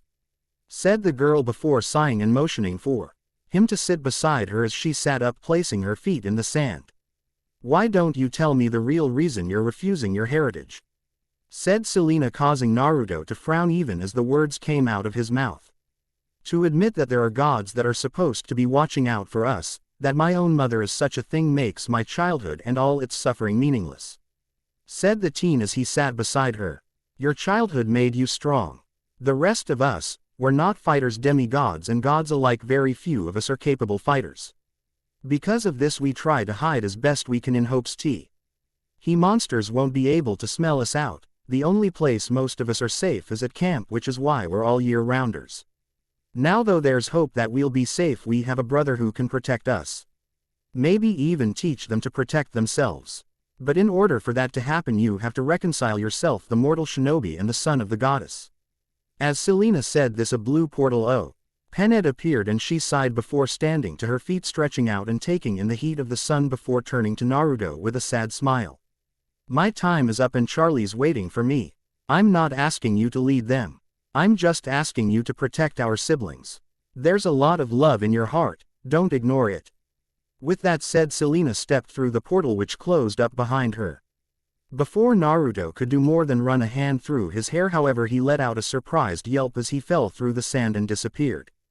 As he fell through the sand he tried to force himself to stop by channeling chakra to his hands, only for nothing to happen. Finally, however, he came to a stop at the base of a large flight of stairs. All around him it was dark, yet looking up he could see that the stairs disappeared up into the sky. Finding no other way to go, however, he gritted his teeth and with a chakra-propelled leap launched himself onto the staircase before running the stairs at quick speeds. Tsunade-sama. The cry cut through the silent room like a knife. Immediately the legendary medic was up with several of the members of the Apollo cabin rushing after her. As they made it outside they were greeted to the sight of Hinata rushing to meet them. A cloud of dust kicked up showing the path she had traveled and several campers watching her with wide eyes. What's going on? Questioned Tsunade. Something Kun. The words had an immediate effect on Tsunade as her face suddenly hardened and with a single slight motion Hinata shot off once again with Tsunade hot on her heels. They weren't the only ones, however, as several others hearing the commotion followed after them. As they entered into the woods, Konohamaru suddenly leapt out from the trees, surprising many, especially as he landed gracefully and didn't even slow as he ran alongside the other two shinobi. Status. Barked Tsunade as soon as he was in line with them. That Kratos guy brought the boss this way about 4 minutes ago and he was out cold, but he was shaking. Tamari is with them right now, stated the youngest of the group with Tsunade nodding. As they reached their cabin several of the campers stopped to gawk at the massive wood-made mansion that greeted them. In front of them was a Japanese-style mansion. Having had time to regain some energy, Naruto had recreated their place from the 3-story house it had once been. From what they could see, lots of space had been cleared out to create the place, but many, mostly the Aphrodite kids, had to force it all to the back of their minds in order to keep up. As they chased after the trio inside, they found themselves traveling through halls with sliding shoji doors until finally they came to one such door which was already open, with Tamari hovering over Naruto with a towel placed upon his forehead and a bowl of water sat beside him. Immediately Tsunade slid into the room on her knees with her hands lighting up a brilliant green as she placed them over him. What the hell? Muttered the woman as her brow furrowed after a moment. Hinata, take a look, ordered Tsunade in a no-nonsense tone. Byakugan. Many of the campers went wide-eyed in shock as the veins surrounding the girl's eyes bulged as the Dujutsu activated. His chakra core, it's unstable, exclaimed the girl in shock. How is that possible? Questioned Tamari, whipping her head in the direction. Before they could answer, however, Naruto's midsection glowed before a pair of lights shot out which died down to reveal the sprawled-out forms of Mei and Haku, who were quick to veer, managing to flip to their feet, landing in a crouch. What happened? Questioned Hinata. I don't know, 1 minute I'm going over a scroll and the next I'm out, said Mei. Same with me, said Haku. Shit, he's transforming. At Konohamaru's exclamation, all their eyes widened as they turned to find his whisker markings had broadened and his hands had changed to claws, the nails of which were currently buried in the floorboards. Within the blonde's mindscape, Naruto grunted as a gust of wind nearly threw him off of the stairway. He had no idea how long he'd been climbing, only that some time ago the weather had started tripping out. He could hardly see in front of him as it was pouring down rain and the wind had seriously picked up. Plus every once in a while a bolt of lightning would come streaking out of the darkened clouds. Channeling chakra to his eyes was all he could do just to see a couple of inches ahead. Finally he made it to the top of the stairs onto a circular platform, and what greeted him was something that he would remember for the rest of his days. As he watched the clouds all gathered together, forming into a massive beast. "What the hell is this?" questioned the blonde to himself. "Incredible, isn't it?" Turning towards the voice in surprise, he found himself looking upon a ghost from his past. Beside him was a man of perhaps 6 feet in height with red hair that fell down to his back, covering the right side of his face, leaving only a single Rinnegan eye to be seen. Yes, he knew the man, maybe not well, but the two of them were connected students who had studied under the same master and had really only met each other once, though it was a memorable meeting. "Nagato," acknowledged the blonde, getting a brief smile from the man before they both turned back to the beast. "Normally I'd ask how you got here, but right now I don't think it's all that important," stated Naruto, eyeing the still forming beast. "You realize you can't fight it, not without being ripped to pieces," stated Nagato seriously. "The thought had crossed my mind, but I don't think it's here for a nice chat," said Naruto. As they watched the head still slowly forming, they could see a familiar say of Rinnegan eyes appear and look down upon them, causing Naruto to gulp. The Rinnegan was truly a fearsome dojutsu, and the fact that such a powerful creature had it was giving him different thoughts about fighting. "So that's what this is," stated Nagato, catching the blonde's attention. "Huh?" questioned the teen as intelligently as he knew. "When I died reviving Konoha's citizens, I had sent the asked of my energy into you. That is how I am able to have this form here. It was my intention to awaken the Rinnegan code hidden within your genetics. That beast there appears to be all of your power given physical form," stated Nagato. Outside of the blonde and surrounding his body, Tsunade, Hinata, Temari, Mei and Haku had formed a barrier that was currently surrounding the teen after his body had eased a gust of wind that had tossed them all back. This was the scene Kratos and Chiron, the latter in his wheelchair, came upon as they entered. What did you do?" snarled Tsunade, glaring at Kratos, yet not budging from her position, enforcing the barrier. "I forced him to come to terms with himself," stated Kratos with a shrug. "What are you talking about?" questioned Konohamaru, flexing his fingers anxiously. "I have watched him his entire life and I know when he is acting a part. He hadn't accepted any of this. Once again, he does not believe in gods. He has suffered for everything all his life and been betrayed by the one he thought of as his brother. At this point he was only playing along as if he was in a dream. I've forced him to acknowledge the reality of his situation," explained Kratos. "Okay, but why is his core destabilized?" questioned Tsunade. "Because he hasn't accepted his own power. Without doing so, it was only a matter of time until it ripped him apart from the inside out. Hopefully she was able to get through to him," said Kratos. "She? Who the hell is she? We're all out here," said Mei angrily. "She would be his sister, the only one who could understand his situation," stated Kratos. "Selena," said Temari, shocking several of the campers. "What?" questioned Tsunade. "That was the name he said right before you guys got here," explained Temari. "Yes, Selena Beauregard. Thanatos let me borrow her for a few moments to help with him." As Kratos said this, he ignored the muttering being done by the campers behind him. "I hope you're right about this," stated Naruto. "You need to let go and embrace this," stated Nagato. "Even still, this is a big one even for me," stated Naruto with a bead of sweat falling down his forehead. "Are you not the Rokudime Hokage, the same person who I gave my life for? Who faced down the Kyuubi? That person didn't fear anything." Naruto froze as he heard those words. As he did, he went back over everything in his life and had to admit he had been fearless. Whether that was out of ignorance or blind faith in his ability was up for grabs. He had never but once questioned himself, and that one time was only momentarily before he was snapped out of his funk. Shion had told him he would die and he'd actually laughed, same with Kyubi and every other threat that had come after him. So what, he'd just nearly died and had Kurama extracted from him, big deal. He'd had the last laugh, hadn't he? So what, his mom turned out to be a goddess and had a bunch of kids, he'd always wanted a family anyway and now he had one, he wasn't alone anymore. With his thoughts his stance shifted and his features hardened as he began to walk with a purpose towards the funneling clouds that had very nearly finished their transformation. As he walked, a gust of wind was sent at him only for him to walk right through it, lightning struck only for him to swat it aside as his own eyes changed blue, changing into a light purple color with a ripple-like pathum. As he moved forward, Nagato smiled before his form dissolved. Unknowing of this, the blonde glared up into the giant eyes that looked down upon him.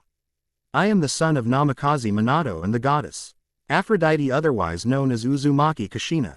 I am the Gama Sennin, the man known as the Kami no Arashi, and the Rokudaime Hokage. I am Namikaze Uzumaki Naruto and I will not allow my own power to kill me. With that exclamation, golden spike-headed chains burst out from his torso and up into the clouds, wrapping themselves quickly around each of the now solidified limbs as well as the torso before, dragging it back towards Naruto and into his torso.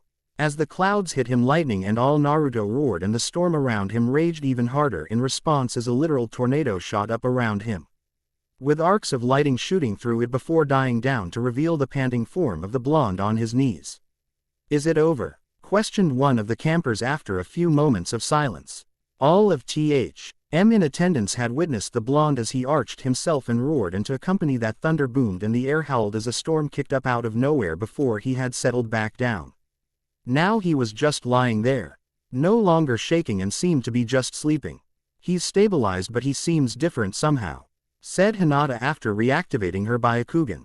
His coils are badly stressed, but they're healing far quicker than normal. But his chakra, it's much more potent now, said Tsunade. Good, it was a success.